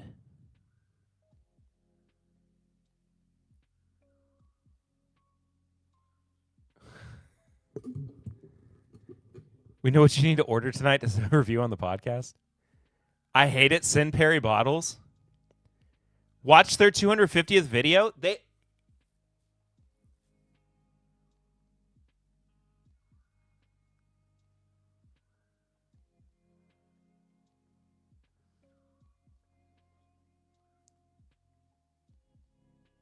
Where's the video?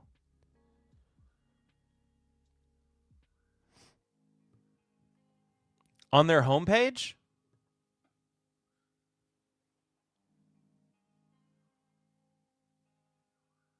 Oh.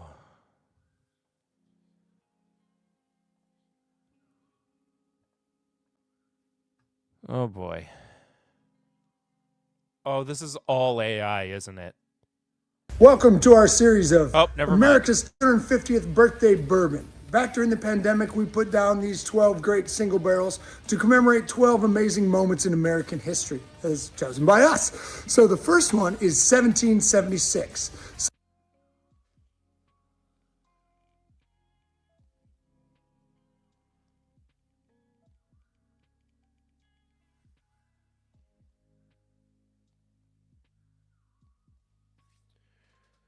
I'm not ready for what this list is going to be.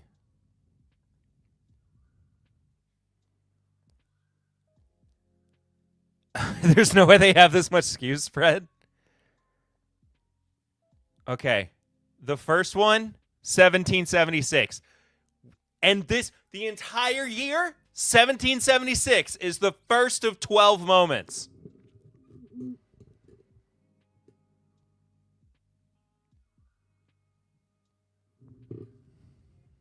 I'm not ready for what the rest of these are going to be. Celebrating our founding fathers who wrote the Declaration of Independence and put their lives, liberty, and property on the line in pursuit of building a better nation. This experiment in democracy is continuing to go on 250 years later, so we're celebrating it with this fantastic Missouri bourbon. Aged over 5 years, this single barrel is bottled at 100 proof. It's bottled in bond. It's yellow corn, red corn, rye, wheat, and a little barley going on there. Makes a fantastic gift for bourbon lovers, for yourself, for anybody that loves America. Every month we are releasing a new single barrel. In January, you come out any Friday, you get to try this barrel, as well as themed period cocktails. We've got a fantastic cocktail menu made up with the mixed drinks they would have enjoyed back in 1776. And each bottle comes with its own commemorative challenge. Yeah, we got bourbon and turpentine cocktail, if anybody's curious. It's for those who want to destroy their insides. Cool raised 3D artwork, little story on the back. You collect all 12. Come out any Friday in January. Wait a second.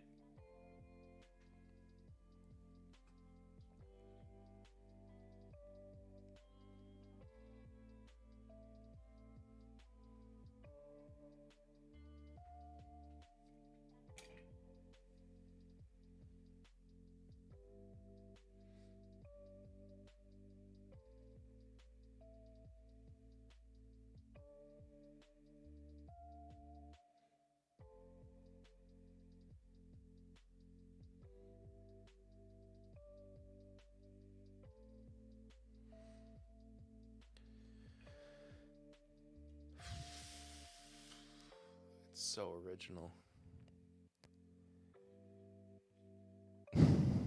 January 6th, 2021. Okay. Can we see what all of their 1804,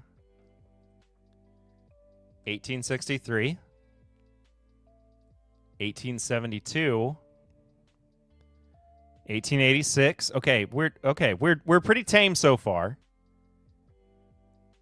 1903, 1944, 1963, 1965, 1969.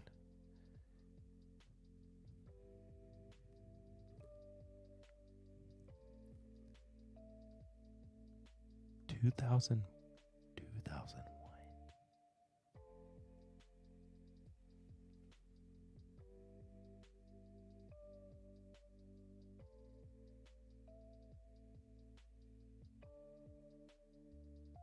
What is the 2011 supposed to be? Oh, shoot. Wait.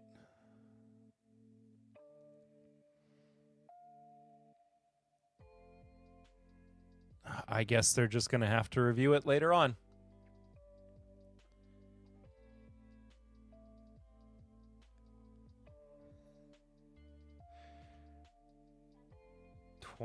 Because Osama got... Man, let's watch the video. Doesn't even go all the way into all of the other... And sample the whiskey.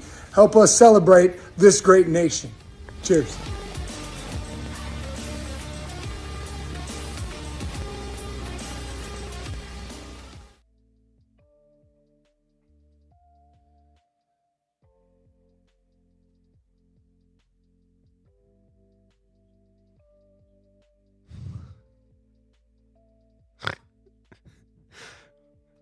Oh, that video sucked.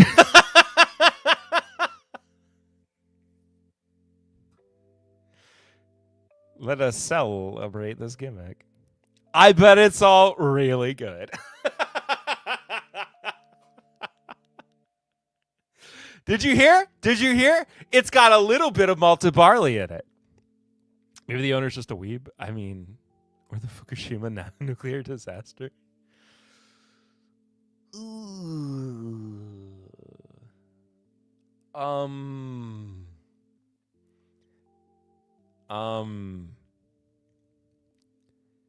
You know what would make this stream even better? Make your window even smaller. How's that? Can you see me now?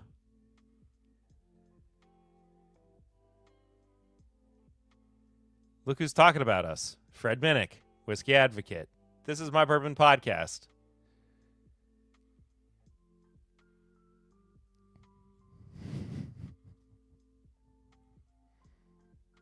I can only make it so big so that you can still see what I'm looking at. Here, how about that? I'll line it up with the search bar so that somebody doesn't have OCD.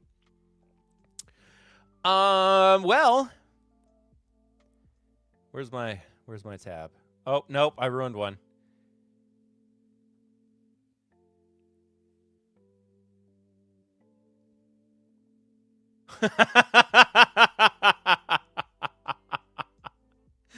This looks like this was a design challenge where the designer had to do everything in a single breath.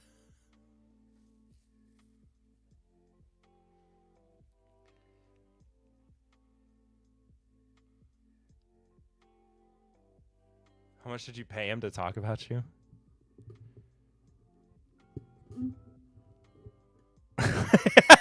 Folks, don't forget in 2028 for primary season, we'll have Vance's Hillbilly Haven. 2011 is when 630 was founded. Wait, really? Why did they have... Didn't I just see...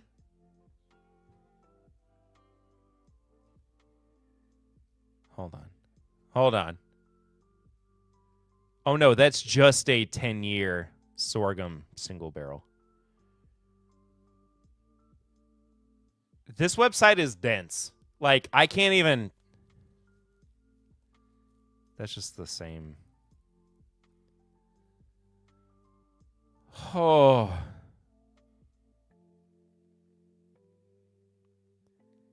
I'm bummed there's not more info on each of the releases.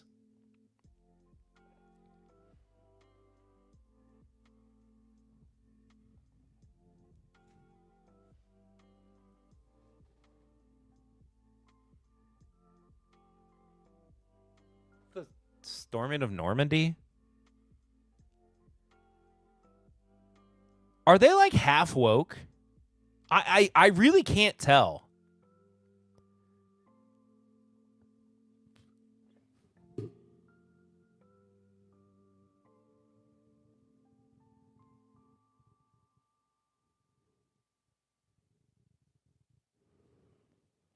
I just don't understand what the 2011 one is.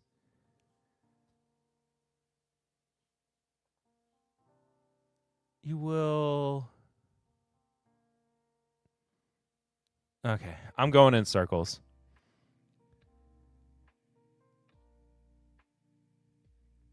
I need to make a Coney 2012 and Harambe 26 barrels.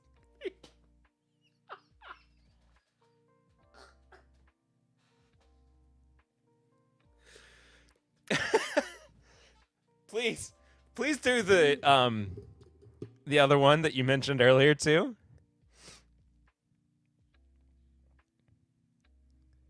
The AI overview told you, well, it might be wrong.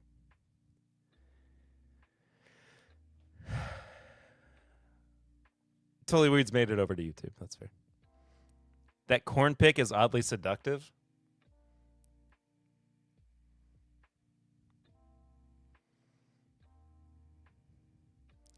(2011) when Osama bin Laden was killed at the end of the Iraq War. You think that, hold on, this image somehow...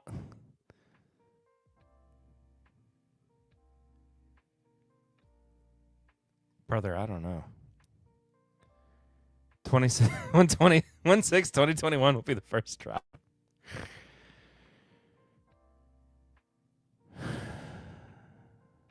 Just feeling corny, huh? Oh, 2011's for when they were founded. The coin is St. Louis Arch, where the distillery is. Oh, okay. Going to name my distillery 1865, year Civil War ended, and name my main bourbon bottle line South Lost Bourbon. Osama was assassinated in Seattle. Oh, I forgot that fact.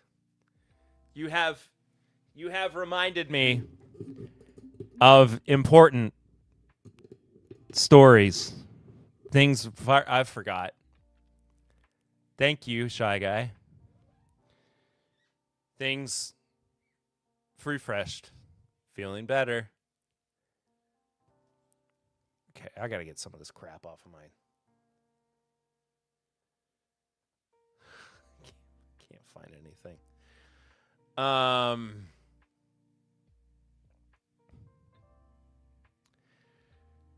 Heraclitus Select, American Outlaw, Trey's Private Barrel. Regarding men sent into battle, Heraclitus once said, out of every 100 men, 10 shouldn't even be there, 80 are just targets. 9 are the real fighters, and we are lucky to have them, for they make the battle. But the one is a warrior, and he will bring the others back.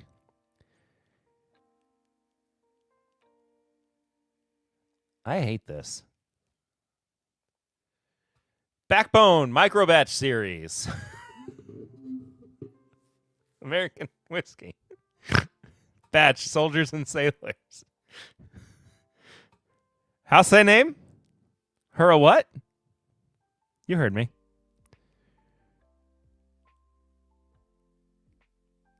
Did y'all see the Costco CEO did his own video eating his product? He devoured a Costco hot dog. I did see that.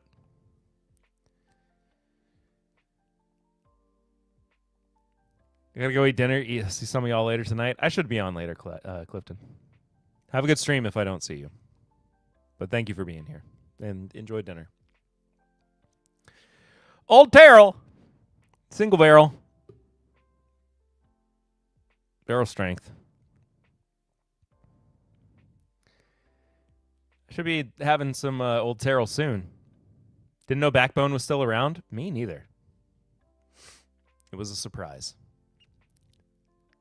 Speaking of which, yes, Old Terrell. Stitzel Reserve, 31-year-old bourbon whiskey. 110 proof. Bottled exclusively for Stitzel Weller Distillery. Another one of these releases where we just don't know where it's from, but it's distilled in Kentucky. This label again, yeah. Yeah, back to Old Terrell, the doctor from Mount Sterling.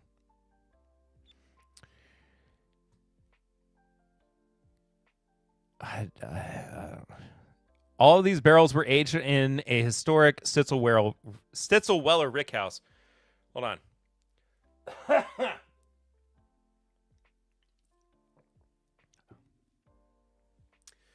Historically, plenty of whiskey sold by Stitzel Weller was not distilled by them, but aged in the same rickhouses as the Stitzel Reserve releases in the Blade and Bow 30 year. Still doesn't really answer. Bernheim, maybe.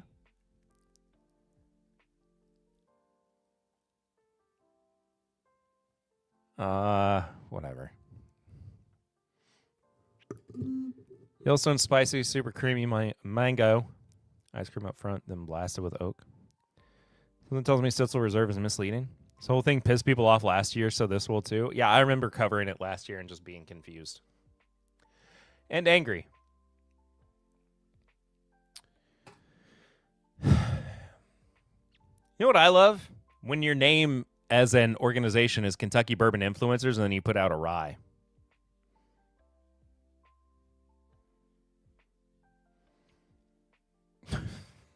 What is this?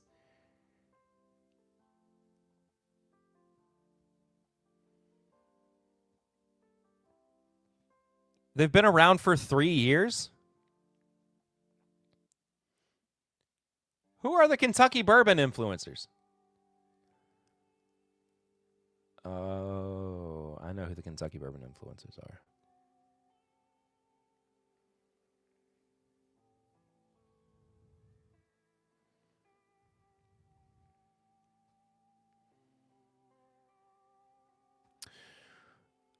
Master's Collection Woodford. Straight bourbon whiskey, 100.4 proof. Super seasoned oak.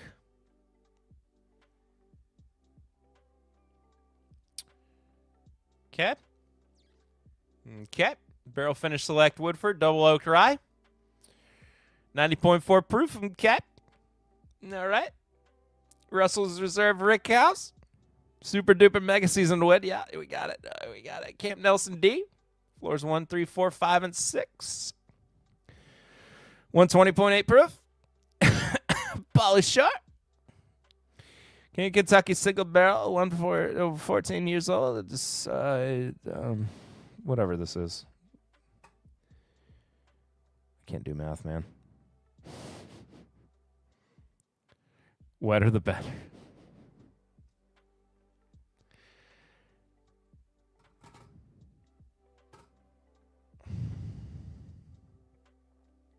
What is this? King of Queens. What is this? Brethren of Fools?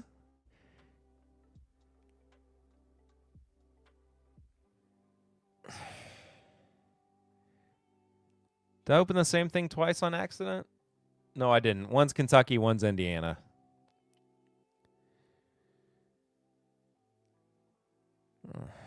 Whatever. Pinhook 2026 release.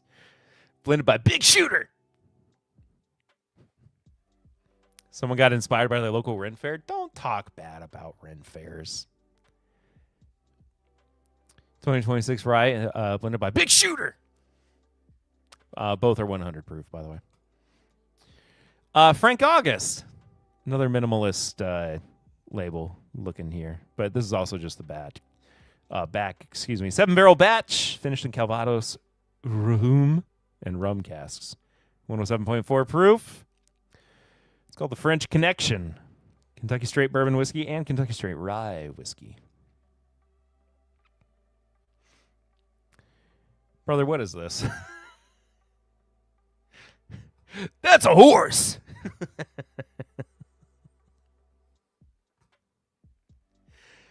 What is this label that Wilderness Trail submitted? Why does it look like it was shot on like a Motorola Razr that I had when I was in, 10th grade? Then the Millennial S on those pinhook labels? Wait, really?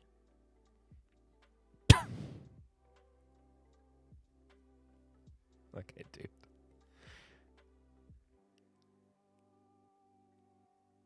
Lucky Paws barrel pick? Oh, so it was already a thing. I wonder if they just had to, like, file stuff later on. But this cracked me up. Still Austin Rare Stock, double oaked malted blue corn bourbon whiskey. What are we doing? Double oaked malted blue corn bourbon whiskey.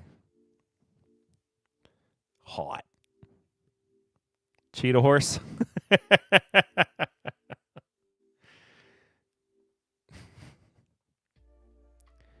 You can cheat a horse, but you can't cheat a...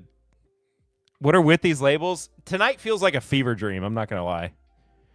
Should have had a vegan and gluten-free. I'd cork off to that.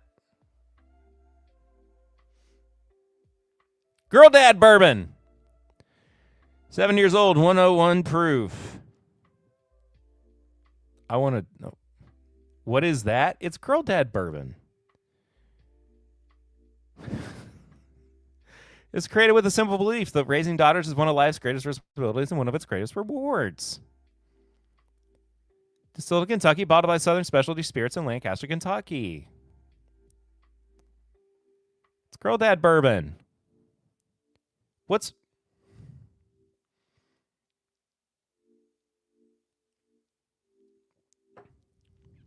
Can't girl dads have something? I'm a girl dad. I got 2 girls. 101 proof is not strong enough to raise daughters. Sometimes you're not wrong. I mean, you're not wrong, but you're... Never mind. Last 3. Then we'll move on to our final couple pours of the night. Larrikin. Bottled and Bond bourbon, 9 years old, in a 375. What's missing on the label? I bet you the DS... Nope, DSP is not missing. It's right there. Hundo P. Of course. You are a girl dad, but that just looks weird. I mean, I would still get it. Solo parenting my 2 daughters this week, let me tell you. I've been there, my friend. What is he talking about? What is missing on this?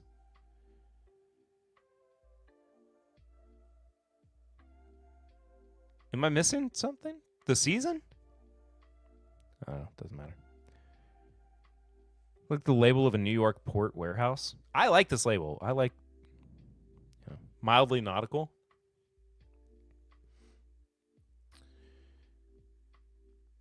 What is DSP 2129?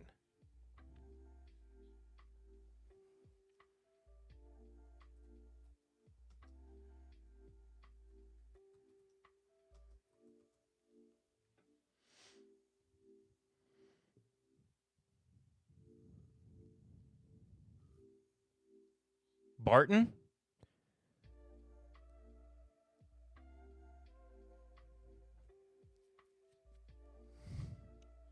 So why are they complaining about where it's distilled? It's listed.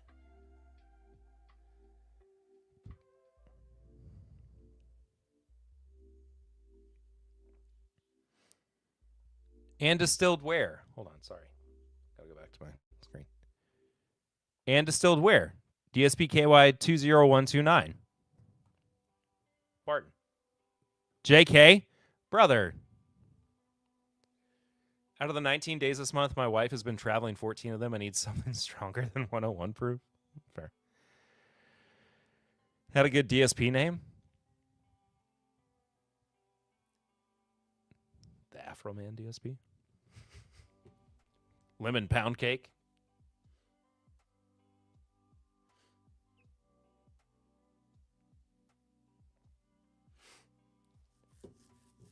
It's getting blocked by YouTube. I'll go to Twitch to say it. I'll pull it up whenever you do. 140 proof. I don't know if it's exactly 140 proof, but it's going to be American light whiskey. And then last but not least, Kentucky Straight Bourbon Whiskey. I pour for the roses. It's their own DSP, apparently. Well, they can't do that then, can they? That seems illegal.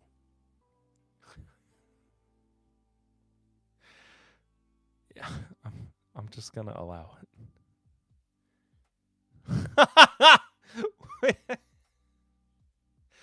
Okay, never mind. 9 years old, 90 proof, single barrel, and cast strength. This is a beautiful label, by the way. I love this. I might have to work on getting some. Anyway.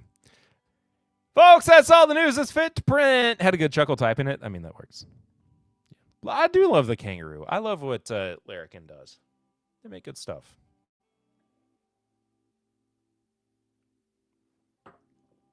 Of the Rare Character Limited releases, Batch 1 and 2 Rise.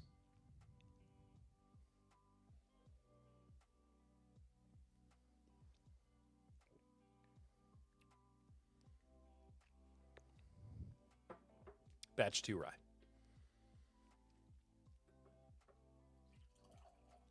Batch 1 is still great. Shout out to Coming Whiskey Bros, a real one. I need to get Jacob on the show sometime. Whether it's on the podcast itself or a live stream. Have him react to his own work.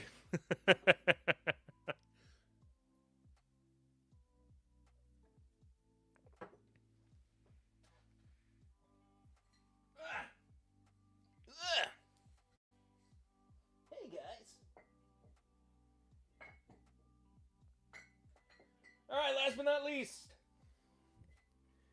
the Kentucky Straight Whiskeys. Batch 1. 129 proof. Tony Back of Donuts, cheers from Malloy's Finest Liquors and Ryan Cecil. Tell Ryan hi. I miss that man. Hope he's doing well. Also good to see you, Tony.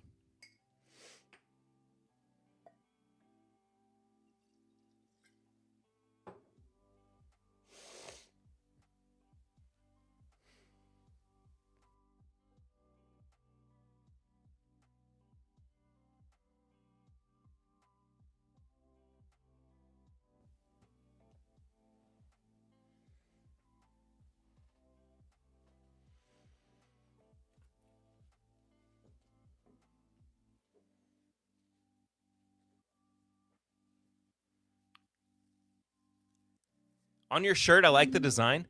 This is from the folks at Mythical. So, good mythical morning. Let me show you the YouTube censored my first message. Let me show you. Hold on. Can I just see the collection? So I have a funny story about this though. So here's the hoodie that I'm wearing. Tokyo Mount Fuji. That's not me, that's Red. Just watch their magnet fishing. Their magnet fishing episode was so good. RIP to Stevie leaving. Man. The show is so different without her, but it's okay.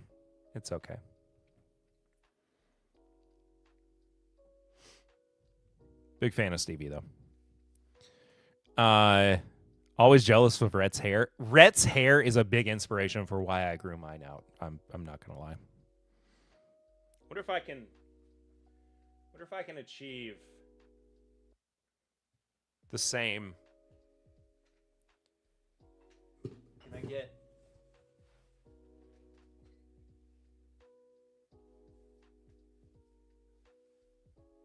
Did I do it?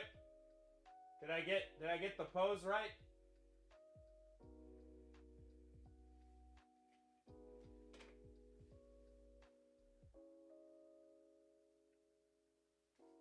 Huh? Did it work? I missed Stevie leaving. Stevie left on episode 3000. Oh, my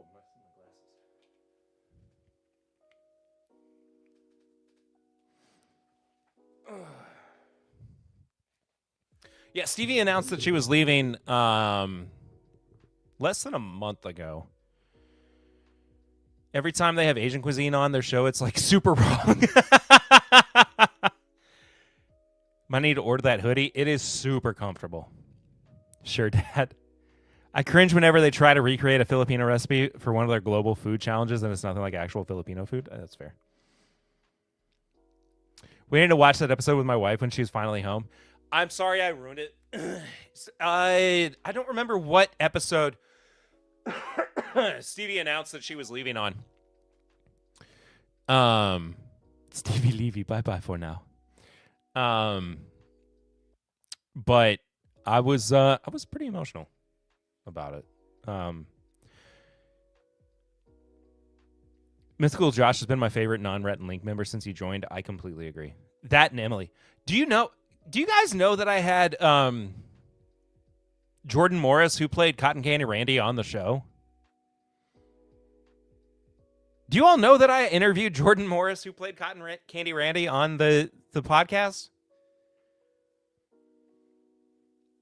I interviewed him. I know you probably, yeah, I know you do Totally Weeds. Cotton Candy Randy is the GOAT. I completely agree. He likes bourbon. He does like bourbon. I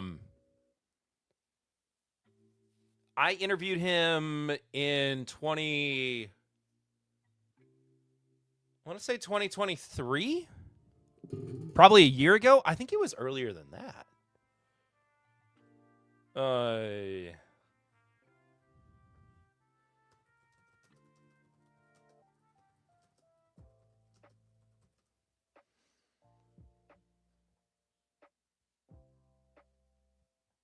Oh, wow. It was, yeah, January 24th, 2024.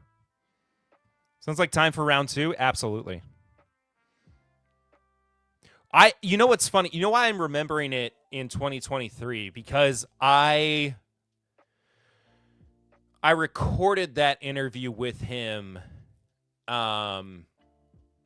towards the end of 23 and put it out at the beginning of 24. That's what it was. Feels like last year. Yeah. Is Jordan still a part of GMM?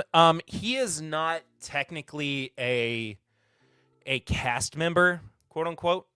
But he does what would be considered consulting work, I suppose. Excuse me. He does like whenever he's on the show, it's always like work for hire. So he will have a contract pay that he does. But he is still kind of considered to be a producer in some ways. But yeah, he doesn't work for them full time in the way that he used to. Definitely watch that later. Be the first like on that video. Got to get the kids to bed. I've been solid. Have a great evening. You as well, Tully Weeds. Good to see you. Appreciate that you keep putting so much effort with first fans with all you do, Perry. I appreciate that, Shy Guy. You know what's funny, and I mean this sincerely. That I appreciate that you all I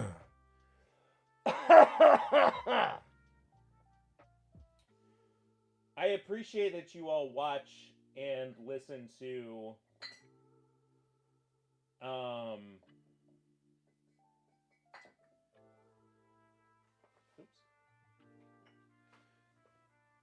whatever it is that I do,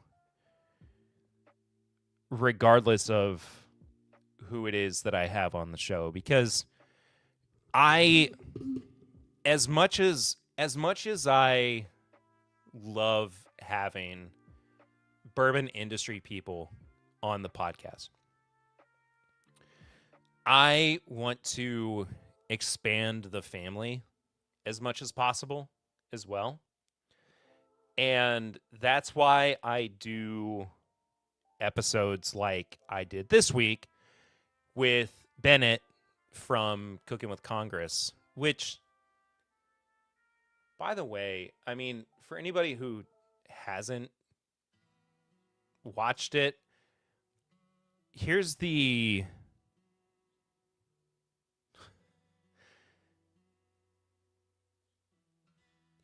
clip that I shared from the episode with him.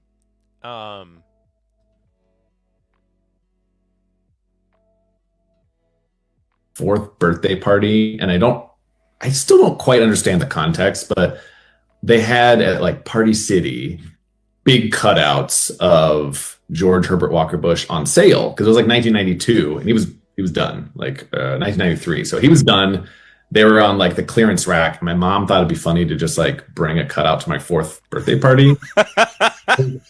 A picture of me at my Batman fourth birthday party, all in Batman outfits, and then like George Herbert Walker Bush is at the door. It was injected in such a weird way, so young, but I just took it on, I guess. At my fourth birthday party. And like the reason that I do interviews with people who are not just in the industry is for a couple of reasons. The first one is because I have a wide array of interests, of course. And I think people who listen to the podcast have a wide array of interests as well. And I think that it makes sense to expand the family out to other people who are not just in the industry and try to, get us connected with as many folks as we can.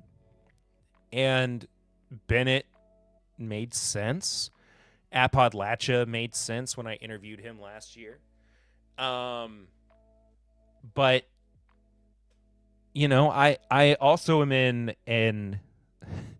I was listening to or watching another content creator, and they said they're in their reaching out era, meaning they're just reaching out to people to try to get them on their stream or their podcast or whatever.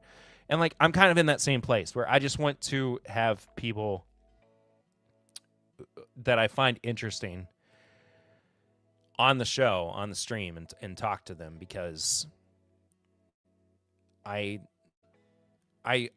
think that for me right now, I'm more interested in creating a conversationalist space built around whiskey with other creators, even and not fully abandoning bourbon and whiskey as an industry, of course, but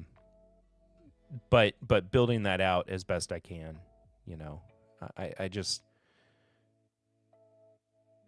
want to find a bigger tent, I guess.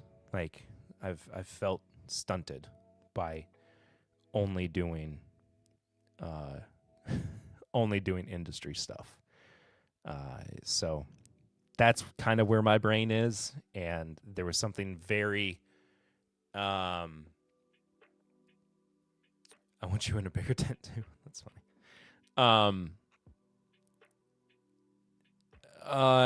It was very what's the word?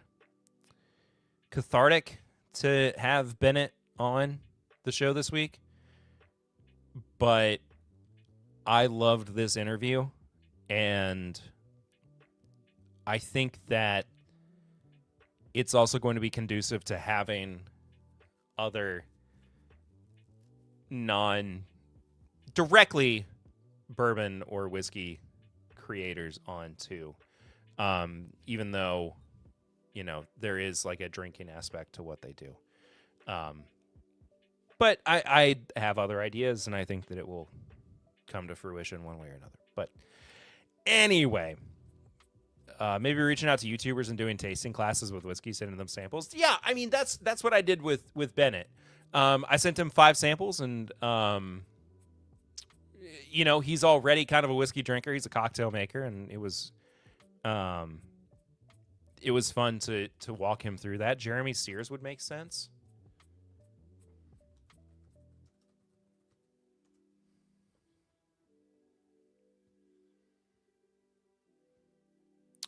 Oh, I know Jeremy Sears. I was like, I feel like I know that name. That would be awesome. Yeah. No, I mean, there are so many great people that would be perfect fits. Read all the stuff I said above after I appreciate you.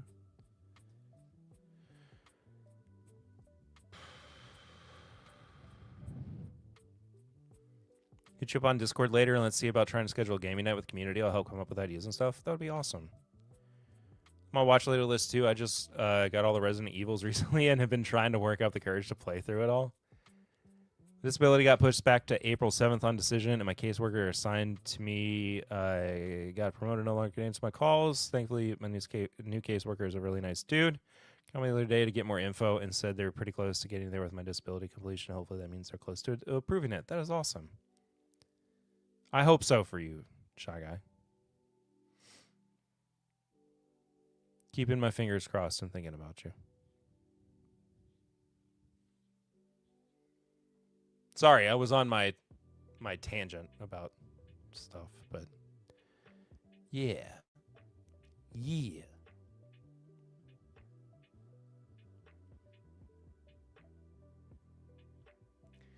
Yeah.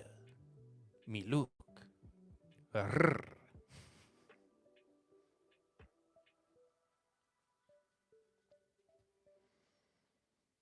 Then I can actually start scheduling things. I mean, yeah, I understand.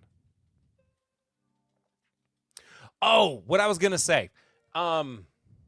So I ordered this hoodie, right? And there was a shirt that was that came as a pair. Not came as a pair, but it was part of the collection, right? And so I ordered the shirt with it. The Instagrammer who does those videos is very attractive. He's very funny. And I know what you mean, but it cracks, yeah. But I always do the me look. But I ordered this shirt too, and it came in 2 separate orders, 2 separate deliveries, right? However, the shirt was delivered yesterday. The hoodie was delivered 2 days ago.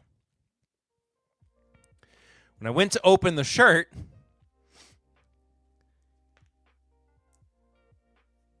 and it had the mythical address on it. It had my address on it. Everything, like my order number. Yeah, they're brand new. Like they just came out with this collection like a month ago. Not even that, like a few weeks ago. When I went to go open this yesterday, there was a 2-pack of shampoo and conditioner.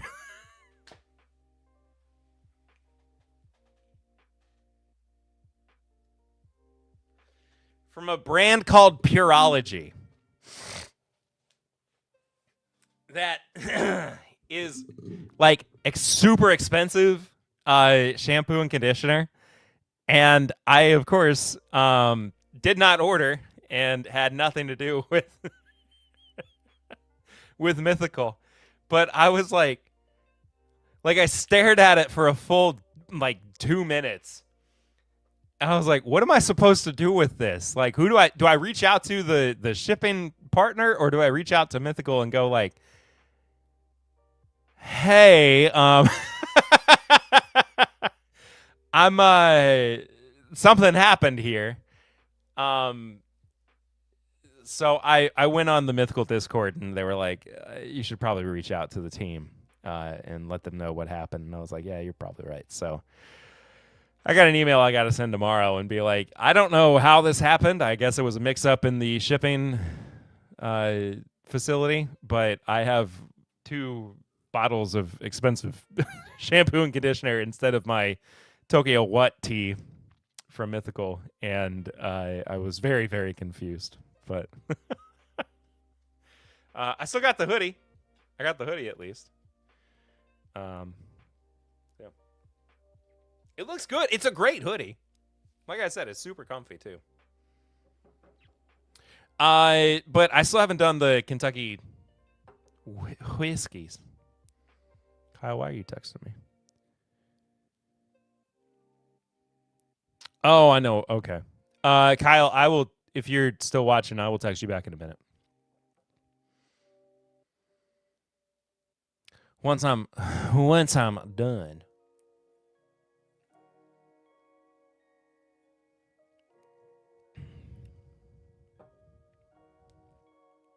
So if I'm not mistaken, and I should probably display these bottles as well. It's a long live stream.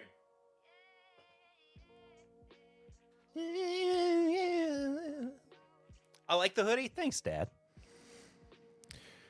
No problem. Oh, thank you. I appreciate you.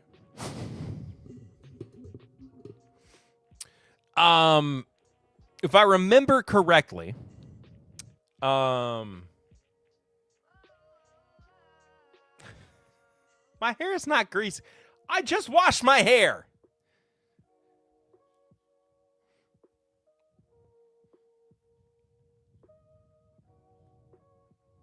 Shut up, shy guy.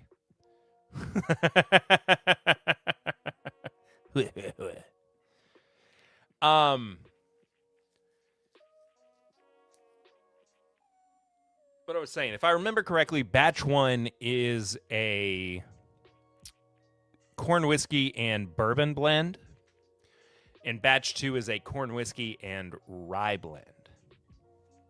If I'm not mistaken. Batch 1,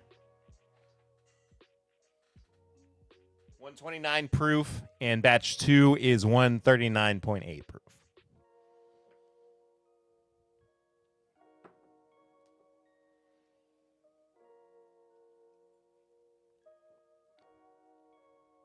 I have a mega greasy forehead. It's wild how fast out of the shower the front of my bald head gets shiny.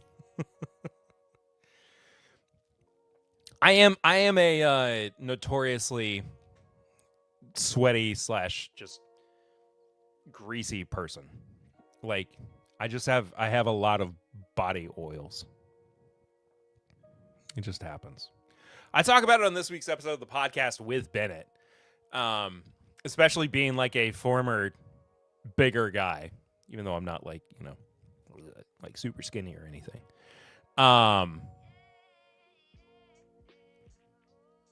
My wife's obsessed with the new Doritos swap. They put the Ruffles cheddar and sour cream's dust on Doritos chips. Notorious OIL. But we were talking about how like no matter what scenario, we just always sweat. And I just like always sweat. Just constantly. Just like no matter what the temperature. I just sweat all the time.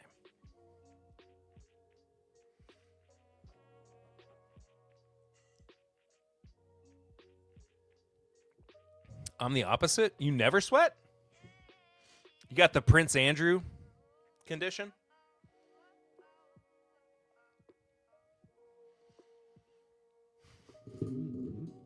It's impossible for me to sweat due to my condition because of the wool. So you're telling me you never sweat? Oh, of course not. Why would I sweat? We'll do some intense 1.5 hour workouts and have maybe 3 beats of sweat. That's crazy. You do have the Prince Andrew issue.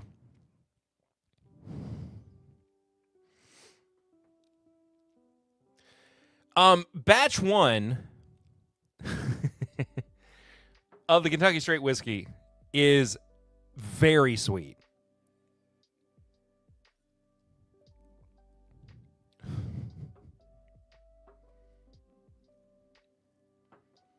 I think Batch 2 is some of the best whiskey that Rare Character Limited Release has ever been. Just hands down. It's phenomenal. Gets down fast. I'm a big guy, and I don't sweat much, but I'm rarely cold.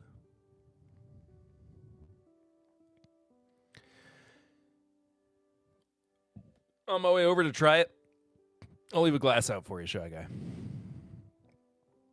I'm running super late tonight because wife and kids aren't home yet.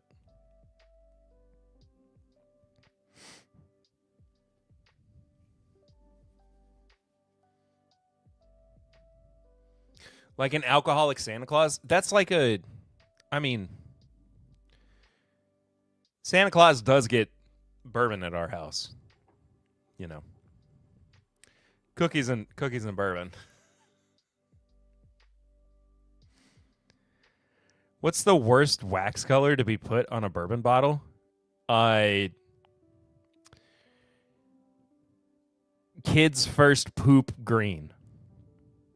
And anybody who's a parent knows exactly what I'm talking about. The first time a kid poops, first time a baby poops, it is the worst shade of green. It's not brown. It's green. And first tar poop. There we go. It's horrifying. It's absolutely nasty. It's not even really that it is like poop smell. It just is like the consistency of it and the way that it looks. It's just unsettling. Like, especially if you're a first-time parent. Like, my second kid, I was, like, ready to go. Like, I know what I'm getting into. Like, and I was kind of ready for it with the first kid. But it just, you're not fully prepared until it's, like, right in front of you. And then you're like, oh, there goes my appetite. Brother, how was I supposed to know that you were hungry? Just don't order the guacamole. Make sure it's fresh and not a couple days old. Imagine if they made scratch and sniffs on bourbon. Wife recently started getting into THC drinks after literally never trying THC in her life. Canned THC cocktail THC drinks have helped her relax. I love them so much. I love them so much. I want one now. I was strongly considering having one. That would be phenomenal. No, they're great.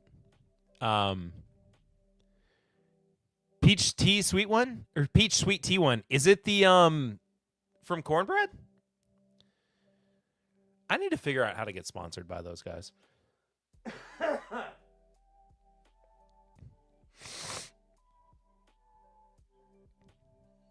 They sell hemp gummies too that I'd like to try. Not that I'm monetized on YouTube, but probably would get demonetized if I talked about it too much.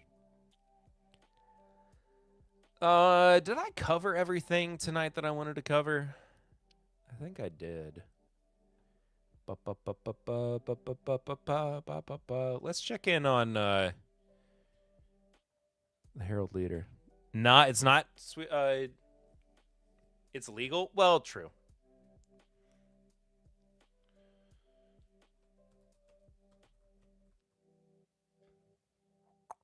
Oh, right.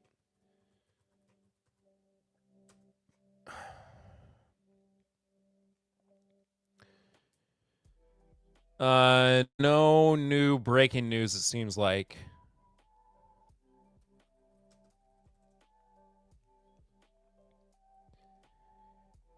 I'm not usually streaming this late, so I don't have any like breaking news to cover. Maybe we should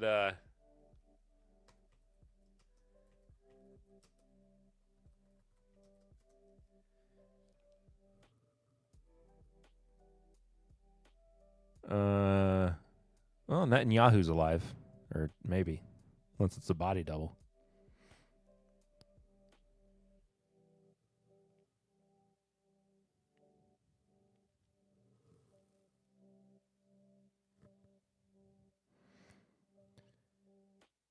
Find any good music? The new Harry Styles album is pretty good. Might as well finish the hour so you can host Clifton in 20. I'm gonna have to get off of here soon, because my family is on the way.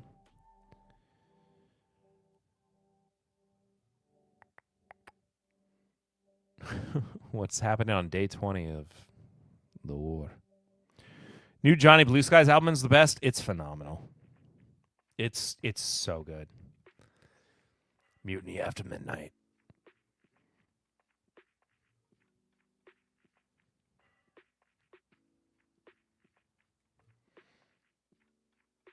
Used to be obsessed with Arnold Palmer's. I love Arnold Palmer's.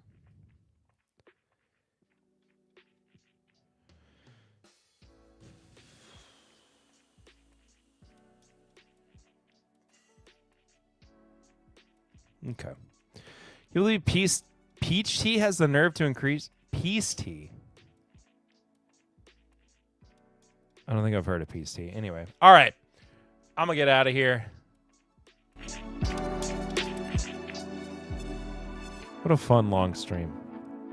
Put on a new stimulant. Oh, that's awesome. All right. Thank you guys so much for watching. This has been a fun stream. A little long, fun time we've had. But enjoy the rest of your night. Take care of yourself. Take care of others. Drink good bourbon responsibly. And that does it. See you next time. Until then, I'm Perry. This is my Bourbon Podcast Live. Bye.